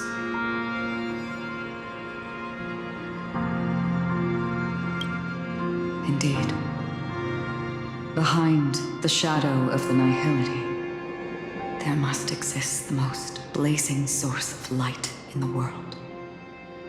Just as every life that edges closer to death fervently approaches the end of the nihility, we must pursue that primordial light. Before you go, would you tell me your wish?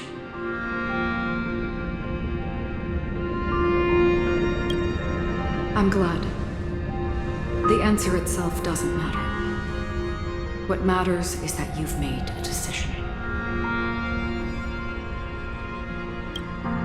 Only a name remains. The person that I was, and now want to become.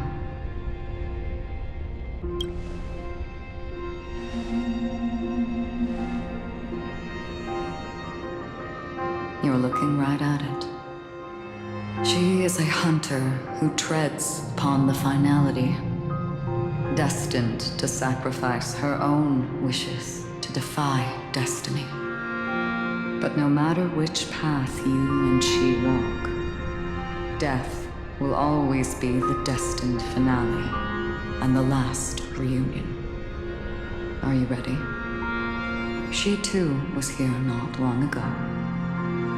You can witness her resolve through this. Witness how that tiny spark of bug light broke free from the pull of the nihility.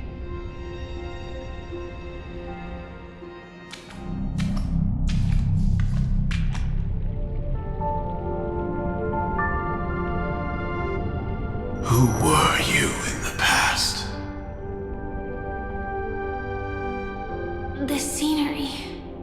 Am I dead? Really dead? Death is one step away from here. Step over this place, and you will truly embrace death. Or you can turn back.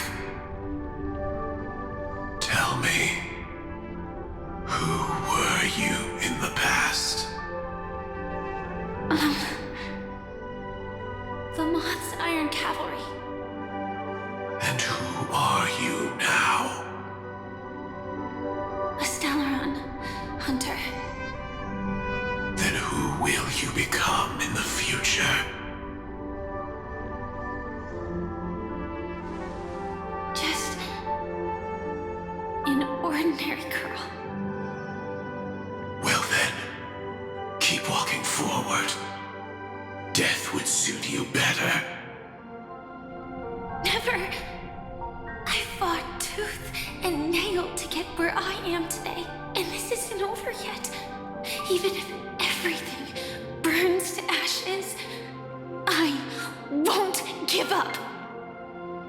You should know that's a wish that can never come true. You couldn't become an ordinary girl, even in the last sweet dream. Why do you think that? Entangled in the family's conspiracy, facing the mimetic entity's blades head-on, while challenging the resurrected swarm disaster alone. Armed only with the script that can peer into the future. That's more than enough cards stacked against you. Do you really think that the time you spent with her proved anything? For an ordinary girl, simple happiness shouldn't just be a matter of chance. But who's to say all of this isn't what an ordinary girl would do? What? Perhaps the Dream Master was right. All the past we've left behind has already determined our future. All my experiences so far will still make me choose to step into danger when I face it in the future. But you misunderstood my answer. I guess it's my fault too. Always talking about wanting a normal life. As if the past that shaped me is some heavy burden weighing me down. Being a Glamoth's Iron Cavalry and having entropy loss syndrome are more than just scars.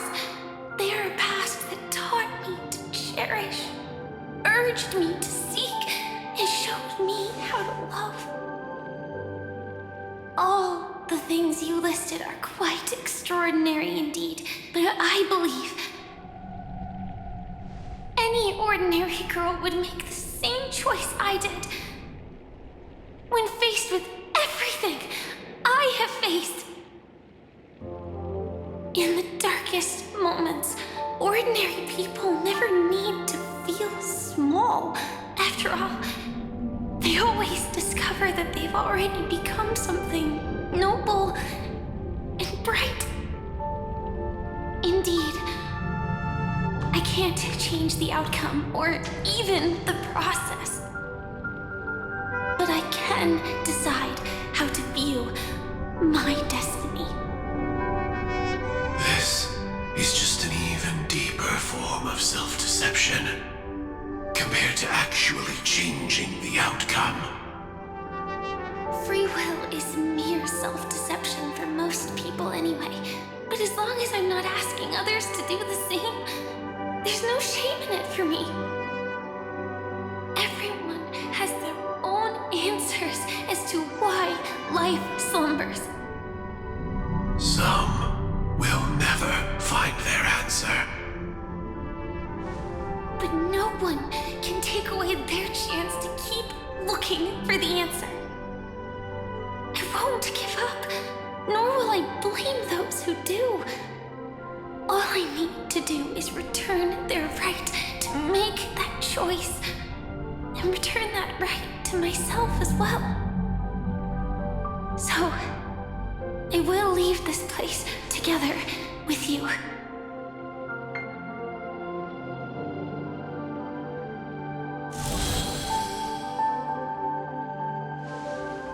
Even if embracing my former strength means speeding towards my death.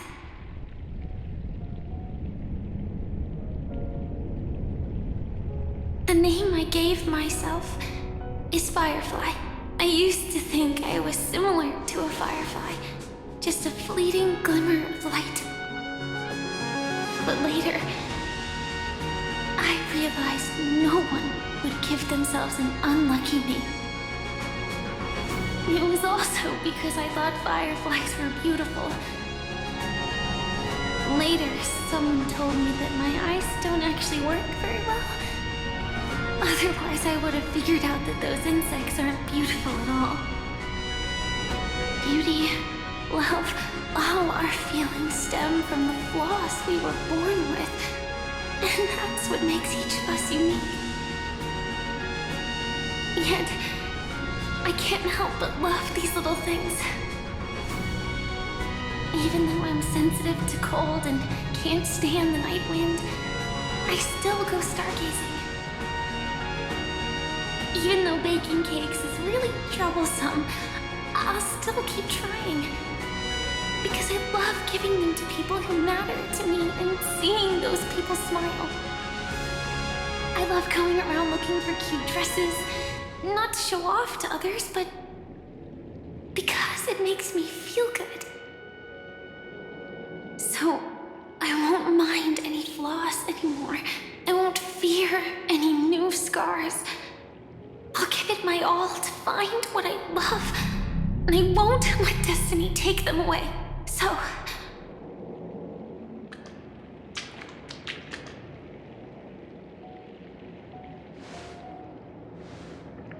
Moths don't fly to flames because they yearn for light. It's about going through the flames, igniting yourself and burning with the most intense light. My destiny won't fall into darkness. I will light up everything around me.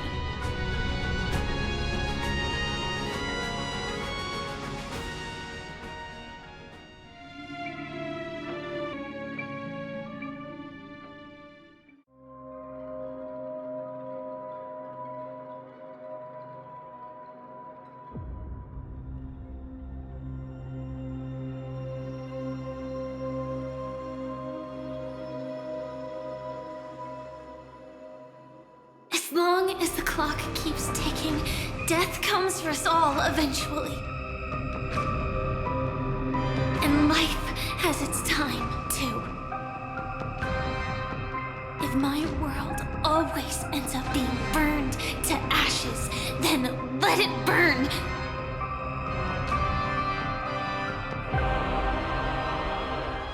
As long as I can keep burning, then wherever I am will be flames, not ashes.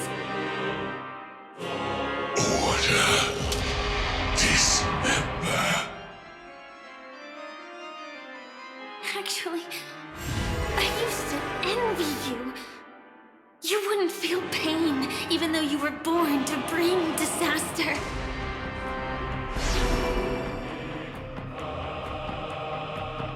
But you should be envious of me now. I'm unwilling to face death, nor do I want to keep fighting. But when faced with destiny,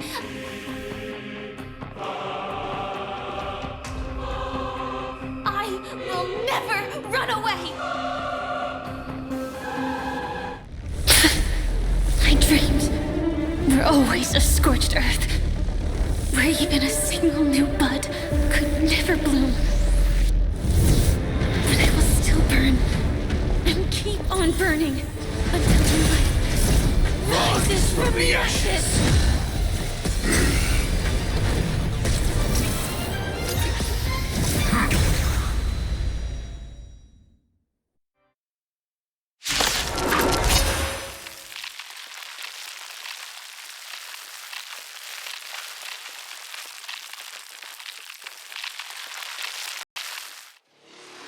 If you are the Time Master's answer, then listen to my reply in its stead. People hold on to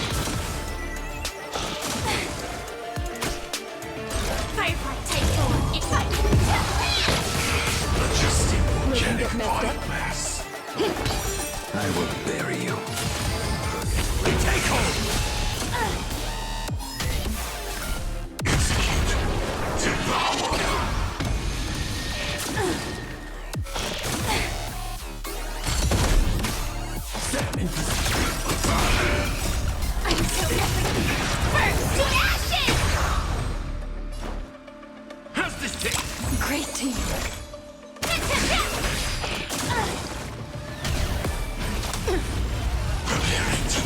Recalibrating. The mood is set. Let the show begin. Let's improvise. Attack detected.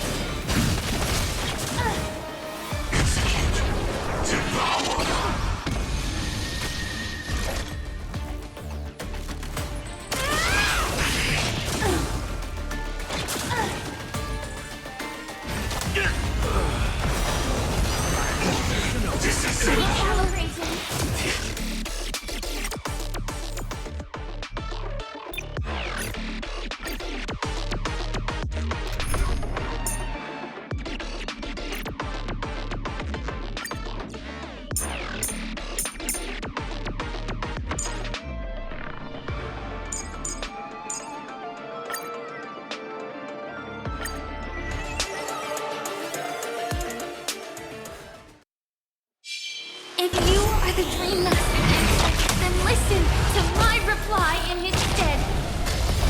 People hold on to hope not because they have never faced inevitable death. It's precisely because we are destined to die. But we hold on to hope, wanting to change something. Think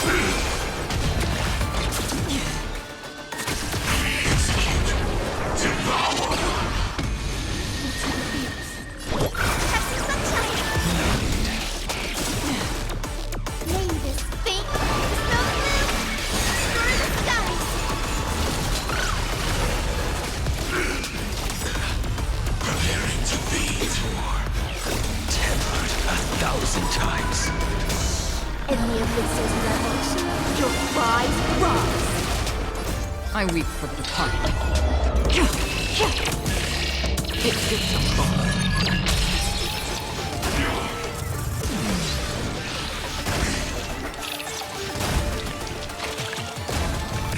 That's half the work. Still water to the flip. I weep for the departed. It gives no hope. Like a warm current. Drawn sword number. We take hold. Be intoxicated.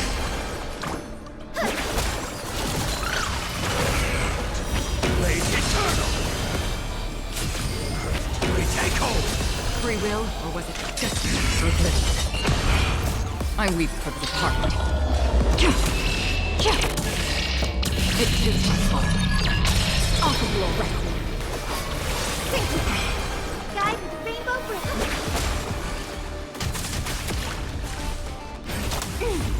Order replicate.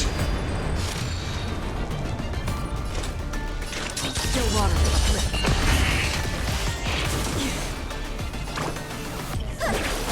Scores are still adjusting. We'll get it on.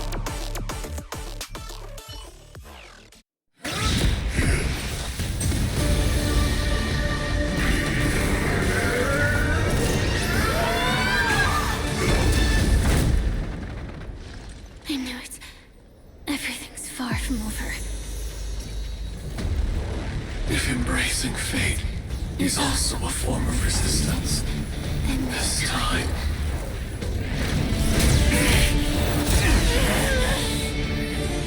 I shall embrace death!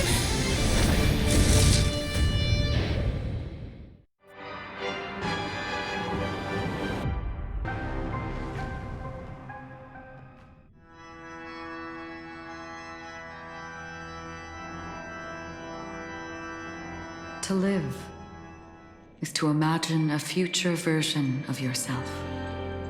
But fate is never fair. The choices people make are almost completely dictated by their past. No matter how much they try to move forward, there's no guarantee they'll see the future they've imagined. It's the same for every path. The nihility already exists, whether you admit it or not. And nothing can ever completely escape from nihility. Most paths make people believe that this world is good. That as long as you are willing to believe, you would gain power because of your belief. But that does not apply to the Nihility. The Nihility is absurd and vast, capturing those who were unwilling to blindly believe, yet are powerless to fight back. It has nothing to do with good, be it willing or blind. The way people obtain strength from faith should come from within, not from being forced to bow their heads. This will be a tough journey. Are you still willing to return to the starting point once again? In this way, you will reunite in the warmth of the sunlight. May death yet end her last dream. May you guide people back to the waking world. In the coming long nights, I'm afraid you will face many setbacks and witness many tragedies.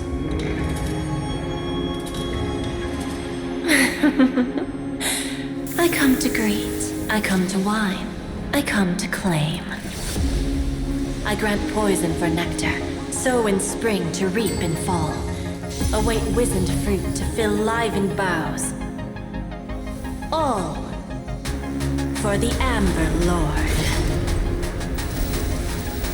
But when you make a choice, there will be a fleeting red that reappears before you once more in that monochrome world.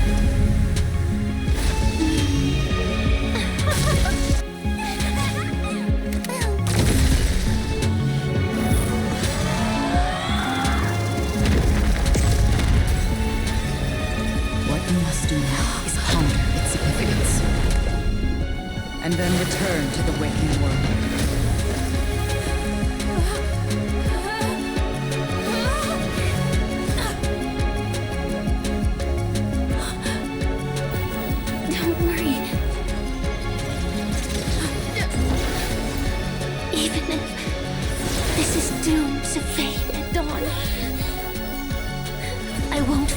Waking up from this dream. Go. Take back the right to trailblaze. For them and for me. That's where we will all find our answers.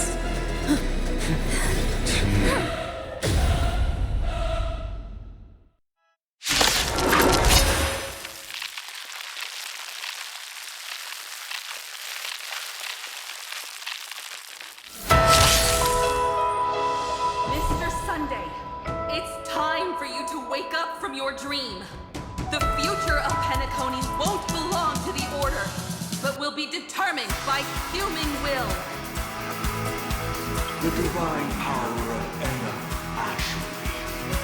So be it. It wasn't my intention anyway. Let us discern in human form. Final conclusion. Did the gods create this world? Do the gods love all beings? Oh, gods. You only need to hold your tongue here and silently hearken. All life shall grow as nature intended, and reach its end. This mortal world should rest in mortal hands.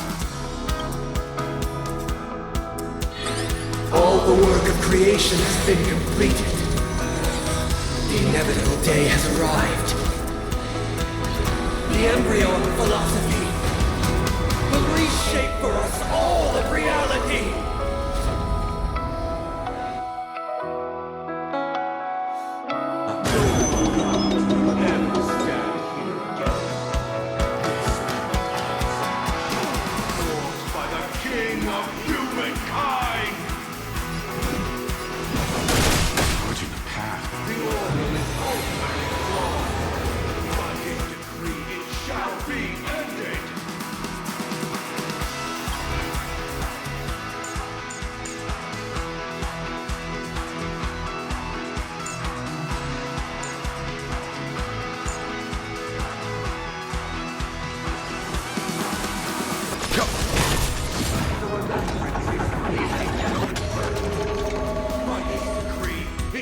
shall be ended!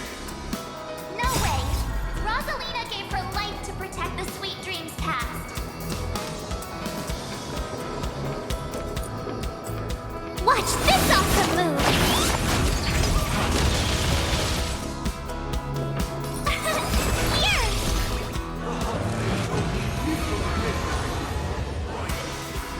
It shall be ended! Still protect the sweet dream presence! I have something for you.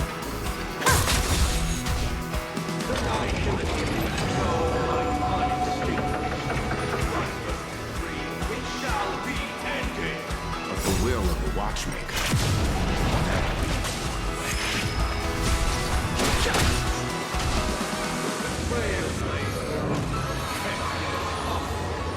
By this decree, it shall be ended! Even so, Mikhail still believes in tomorrow.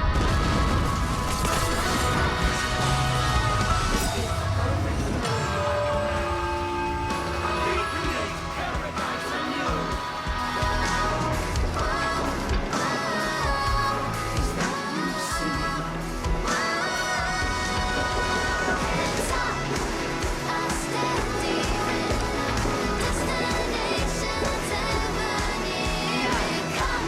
time to become the new Watchmaker. Standing still, never break down. Come on, let's set the compass.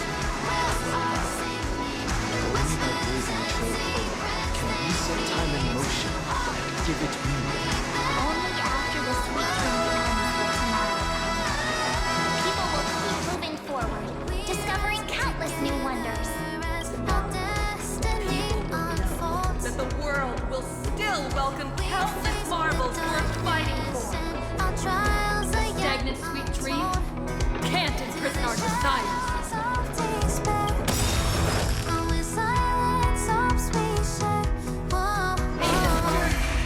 Lead us starward!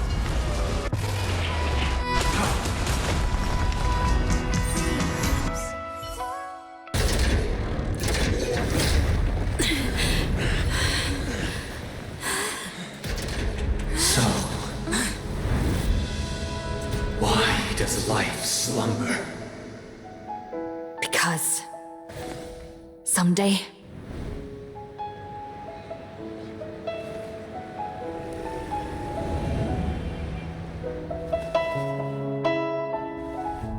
we will wake from our dreams.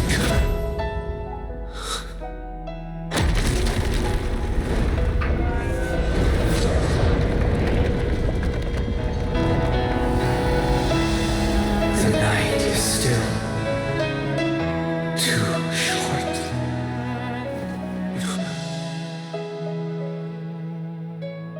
Brother, the dream is over.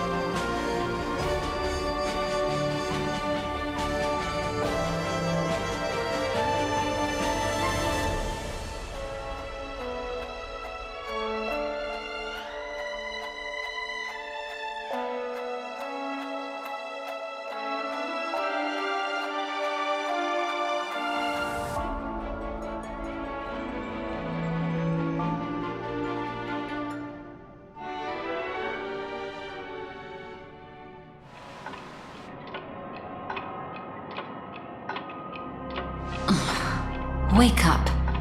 It's time for this dream to end. Destiny won't let me give you the answer, and the true ending is too sad. I'd rather you forget about it.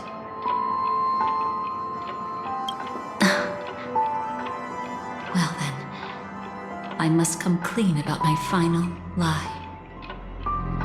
I I never showed you anyone's memories, not even my own. All you've seen is a script I came across by chance. It recorded everything that had happened, and using its stimulation, you actually managed to enter the memories from your own perspective and remember everything anew. It means you're different, unique. You've done something no one has ever done before. Even though your memories were cremated to ashes, you were able to recall them once more, treasuring them once again in your heart. The Stellaron Hunters say you are the one who can turn the wheels of time and give it meaning. That you are the one who can alter destiny and make whole what is incomplete. Come, I want to show you something. Elio?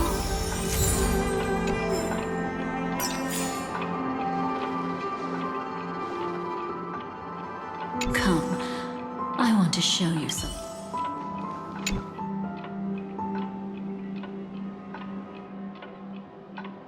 This is what I promised to give you. The truth about the finality. This cat is not Elio, but a strand of Terminus's divine corpus. The Stellaron Hunters described this scene to me, something I've never seen myself. When Terminus ascends to godhood once more, they will manifest their 1,000-armed divine form and proclaim, "Now I am become finality, lifting the wheel of time, the destroyer of worlds." Then, Terminus turned into a pack of black cats, distributing every ounce of their divine power between those creatures. The cats shall depart from the end of the world, going against the river of time till the moment of the universe's birth. What you see is one of those cats. As for Elio, he is an even more special existence. Only the Stellaron Hunters know his true identity. It will tell you the truth regarding the ending you haven't yet remembered. But you must be prepared. What really happened is that Firefly didn't meet with anyone between the fall of the Great Septimus and when she left Penacony. Not even you. She knew how tragic her third death would be. So she only dared to watch you from afar and hid on her lonesome when she was about to fade away. But even sad memories are precious. If you can accept farewells with grace, then you'll gain the strength to create reunions. When you bid farewell to loved ones, you should cry while they can still hear you. That's the only way they'll know just how many people love them.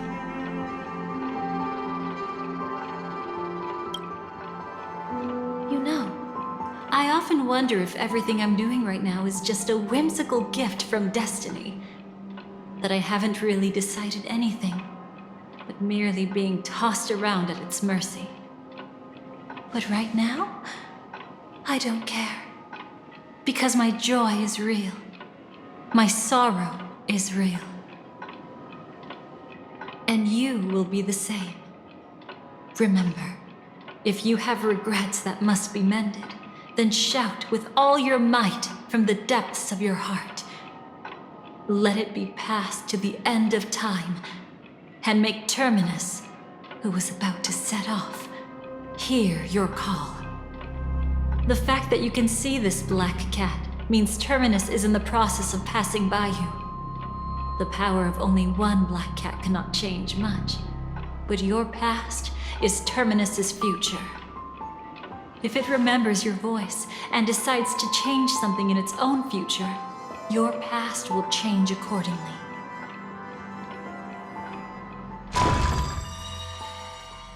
Perhaps it is because the world is destined to shatter that an ordinary girl can obtain the bouquet she yearns for.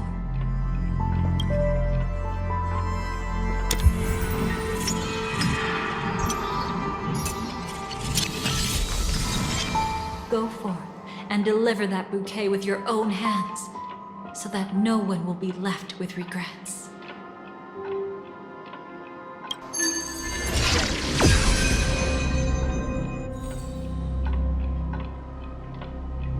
I hope we'll meet again.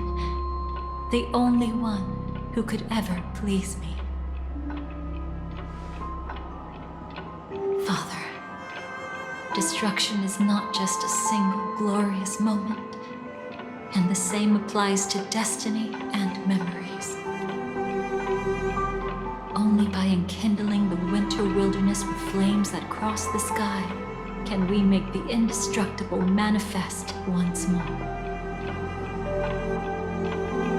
This is the experience from cultivators who had remade the world, and the wondrous creations from those who painted the world.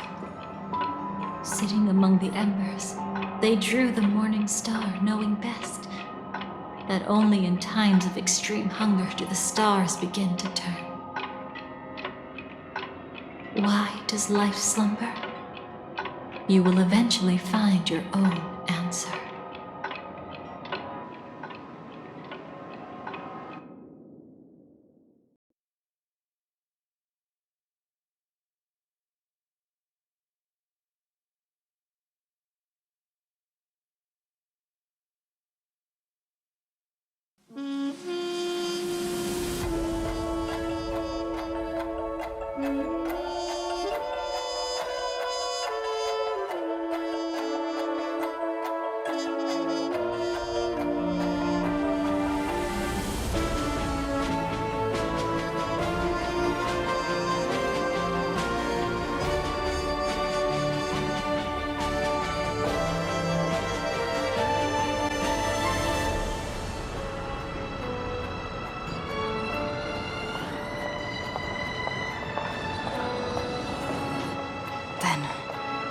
Let's go reclaim everything that was forgotten.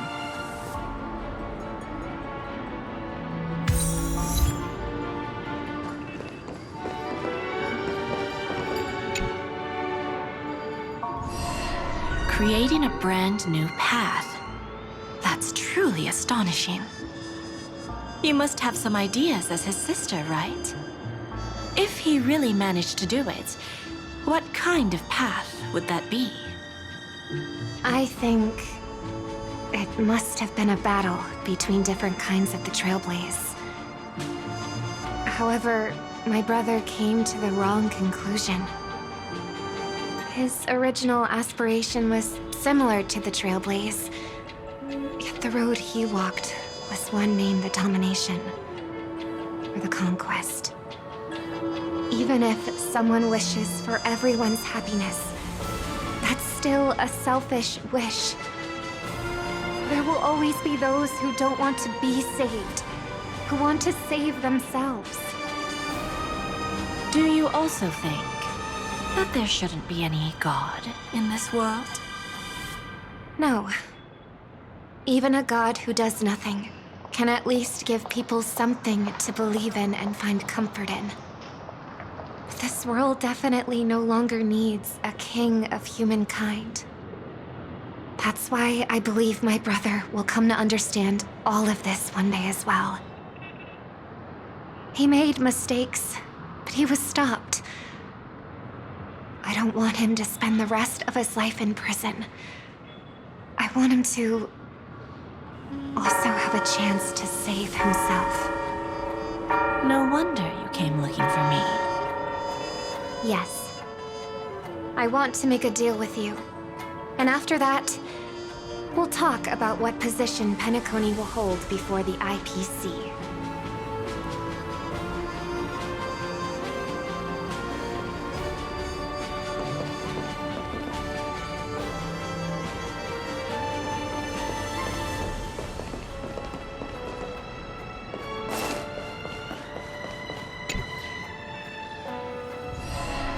You arrogant gambler. I've already seen through your tricks. Oh, do tell me what you figured out.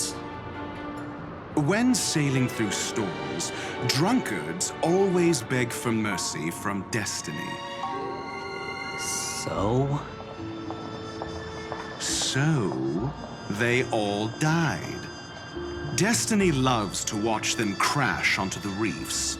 A fool deserves a fool's end. I feel like I need to read between the lines here, Professor. But you know I'm not that well read. You're not lucky at all. You chose to forever remain sober, never becoming a drunkard. Let's make an actual bet then. It's the perfect day for a few drinks. Once I'm actually drunk, you'll see just how wrong you are. But I don't even care about the outcome. In this world, what could be more precious than possibilities?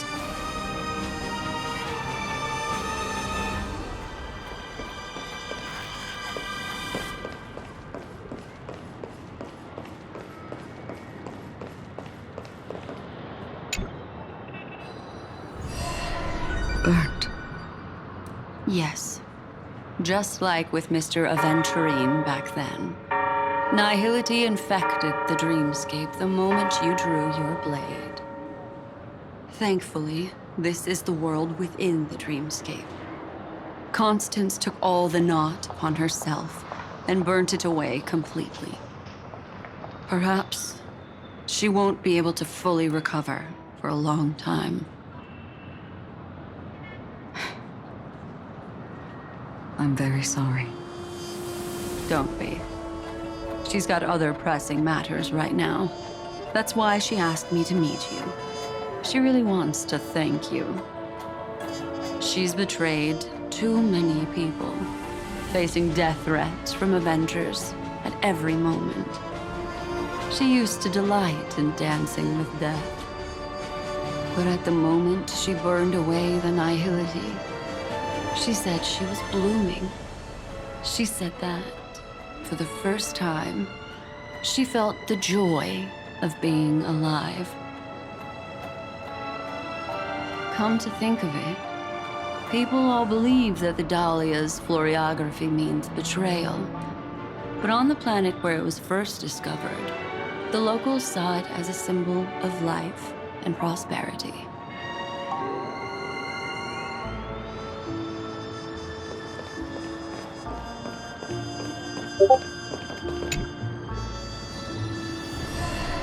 So, you still don't want me to join? That's Elio's decision. He saw my future? In all possible futures where you join the Stellaron Hunters, you will ultimately choose betrayal. You shall become a Lord Ravager named Ephemera, poised to destroy the Remembrance. Those were Elio's exact words, and your payment. Payment? After everything is over, we want you to burn some of her memories. May I know why? She can't head to the next stop with these memories. It would draw the Destruction's attention to her too early, and she'd die there. I can do that. But I'll give the memories back to her sooner or later. In my own way. Whether you try to stop me or not. No one will stop you. It is already written in the script. It will be a new beginning. The 4 apocalypses will converge towards the destruction because of it, while the cosmos will join hands to overcome that annihilation.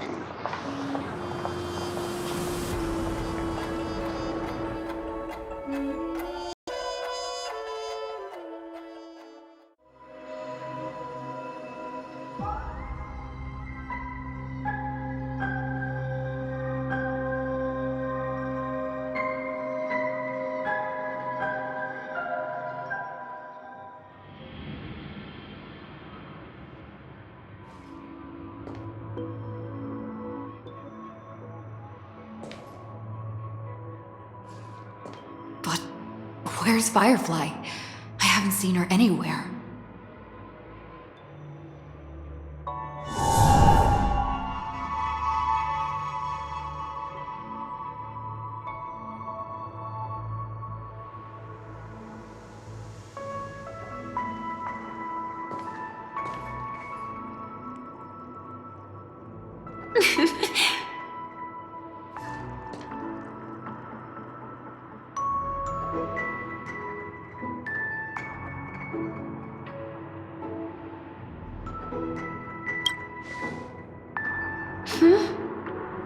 How did you know I was here?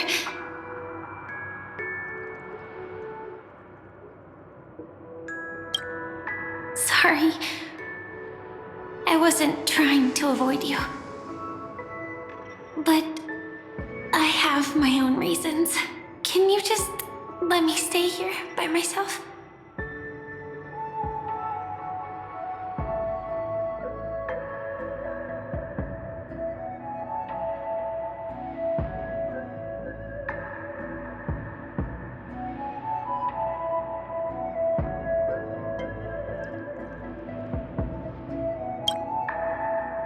How did you know about the promise? I never mentioned it.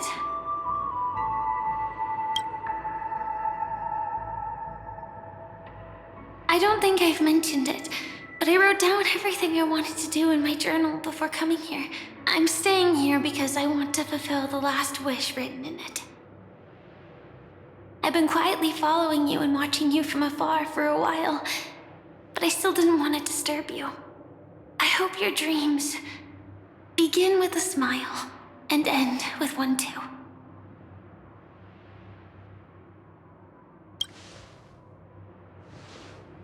To see the fireworks, of course. I heard there's this huge airship in Penacony where you can get an absolutely photo-worthy view of the fireworks. So? Let's go watch the fireworks.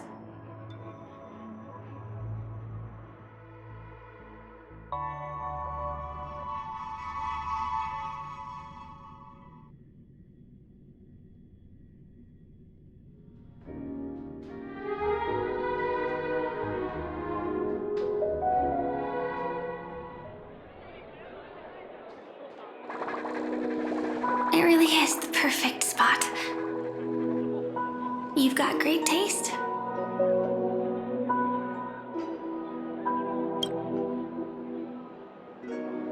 Either way, thank you. Looks like it hasn't started yet. Let's sit for a while.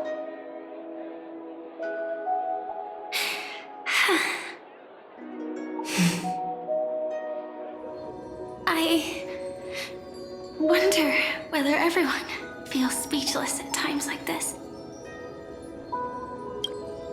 Maybe it's neither. There's a saying that I always liked. When it comes to someone we want to meet, we always imagine the scene before it happens. Imagine the words we'll say that would make them smile. Slowly but surely, all the things we want to say would have already been said before we even met the person.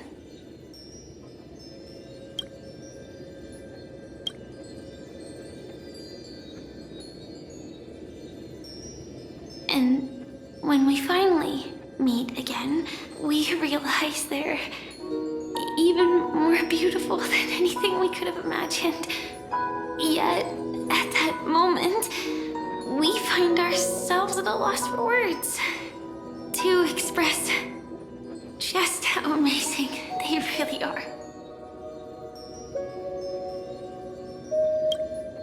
I'm sorry, but I can't tell you. Elio told me that it would lead to a terrible future. If I say even a few words more, you'll die at the next stop. All I can tell you is why our paths crossed again. Long ago, you promised me that if I could dream, then you would make it a beautiful daydream.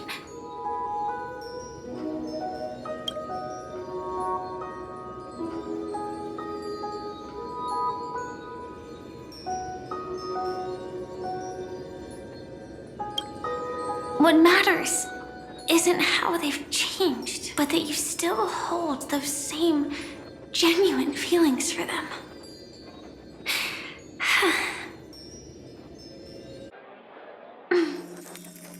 I'm sorry.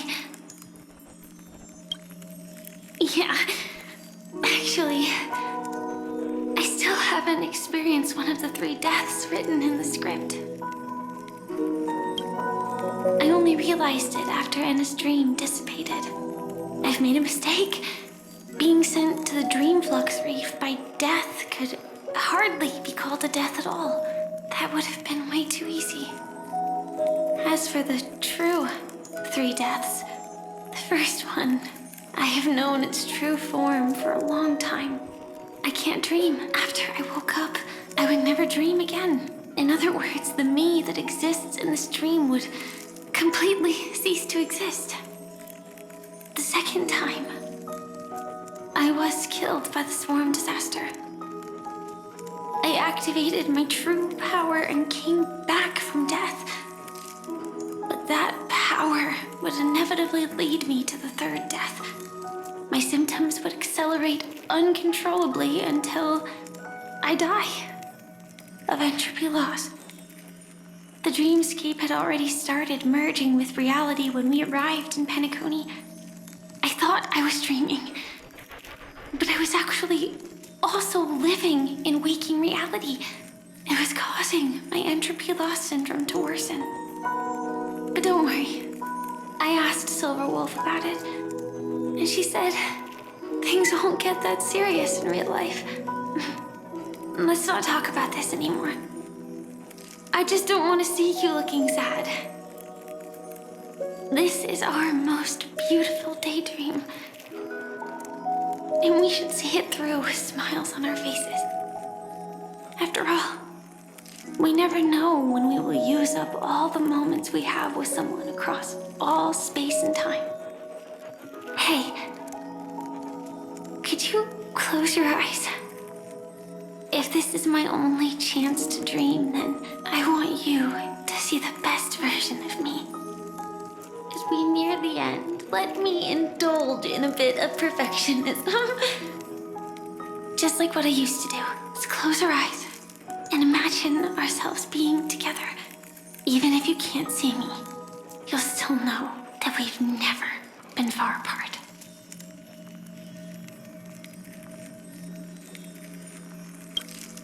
I won't. I promise to stay as long as I can. Let me think. Where should we start? Right. We should start where everything began, of course. Right at that golden hour. When you came to save me. That being said, we could also pretend we're strangers who just happened to meet there. Me, I'm a student traveling to the golden hour, and it'd be nice if I had a bit more pocket money. Oh, and when I show up there, I should dress up a little fancier. And you're a student too, but you came here from a really distant planet, completely unfamiliar with your surroundings. Then, a bunch of mean-looking thugs jumped out, trying to pick on you. When that happens, I'll step up to the plate. Yeah. Let me be the one to save you this time.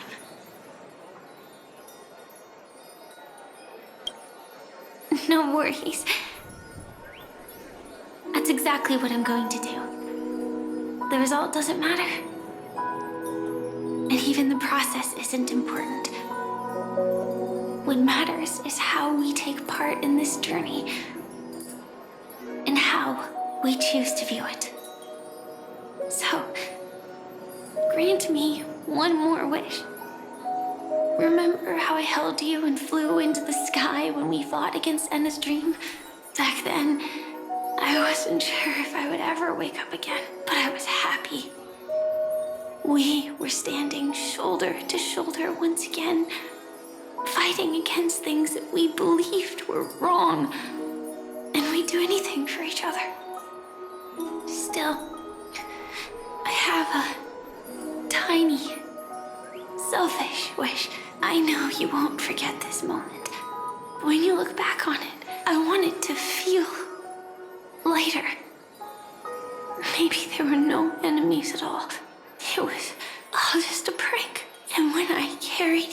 into the heavens, what we saw there wasn't the terrifying swarm, but rather the fireworks that I never got to see.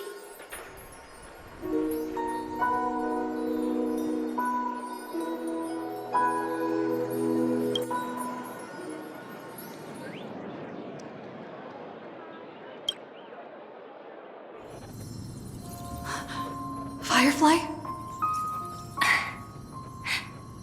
Elio said we're destined to head to different finalities, that we can't have a future. That's why you told me that you'll give me a daydream more beautiful than any ending could ever be. I'm looking forward to it. But can we really not step over the ending together? I'm not scared of death, but please don't let me die alone. They say you're destined to bring about the finality. But I believe you'll be there. You definitely will. Only you can know it. And only you can decide. This cosmos certainly doesn't exist solely for you, nor does it flow only under your gaze, but it's forever waiting for you to save it.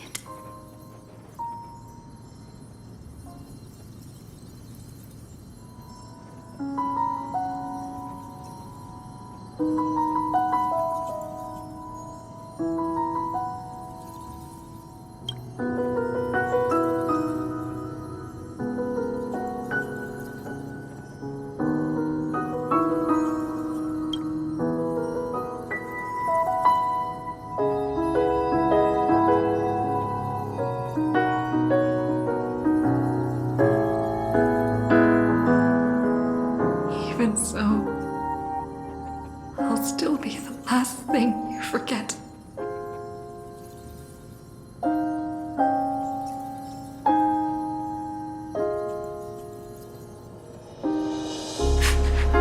Fireworks. While she might still be able to see it, the result doesn't matter. And even the process isn't important. What matters is how we take part in this journey, and how we choose to view it. I'll do everything I promised you.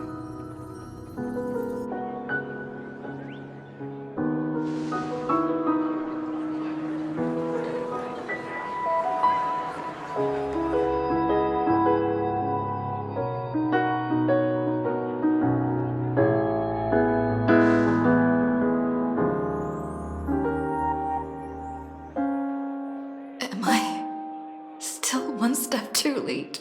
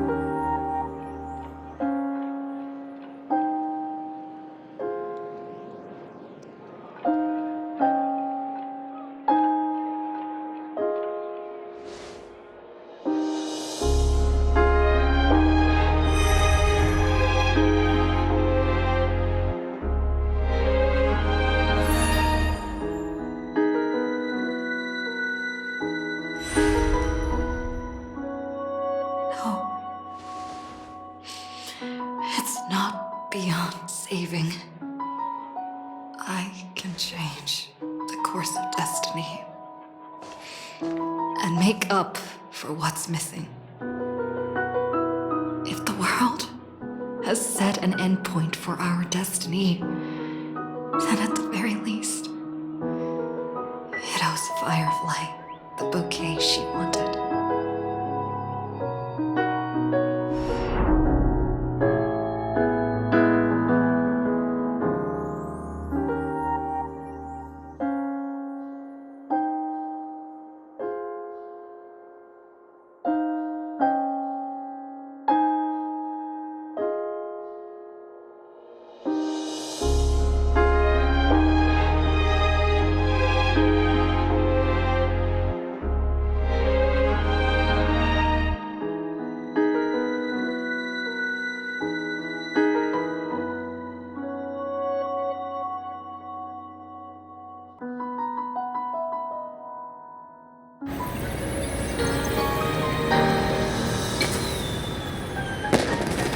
You see, everything is possible in this land of the dreams.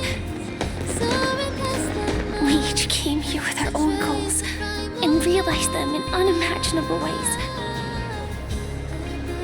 Whether the outcome was sweet and dreamlike or bitter and real, it is still the answer we longed for.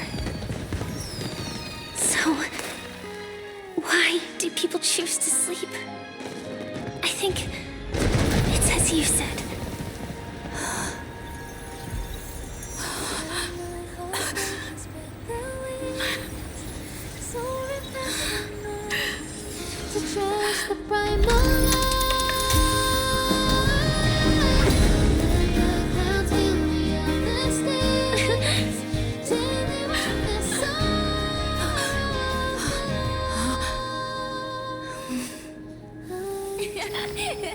So when tomorrow comes, we'll wake from our dreams, smiling.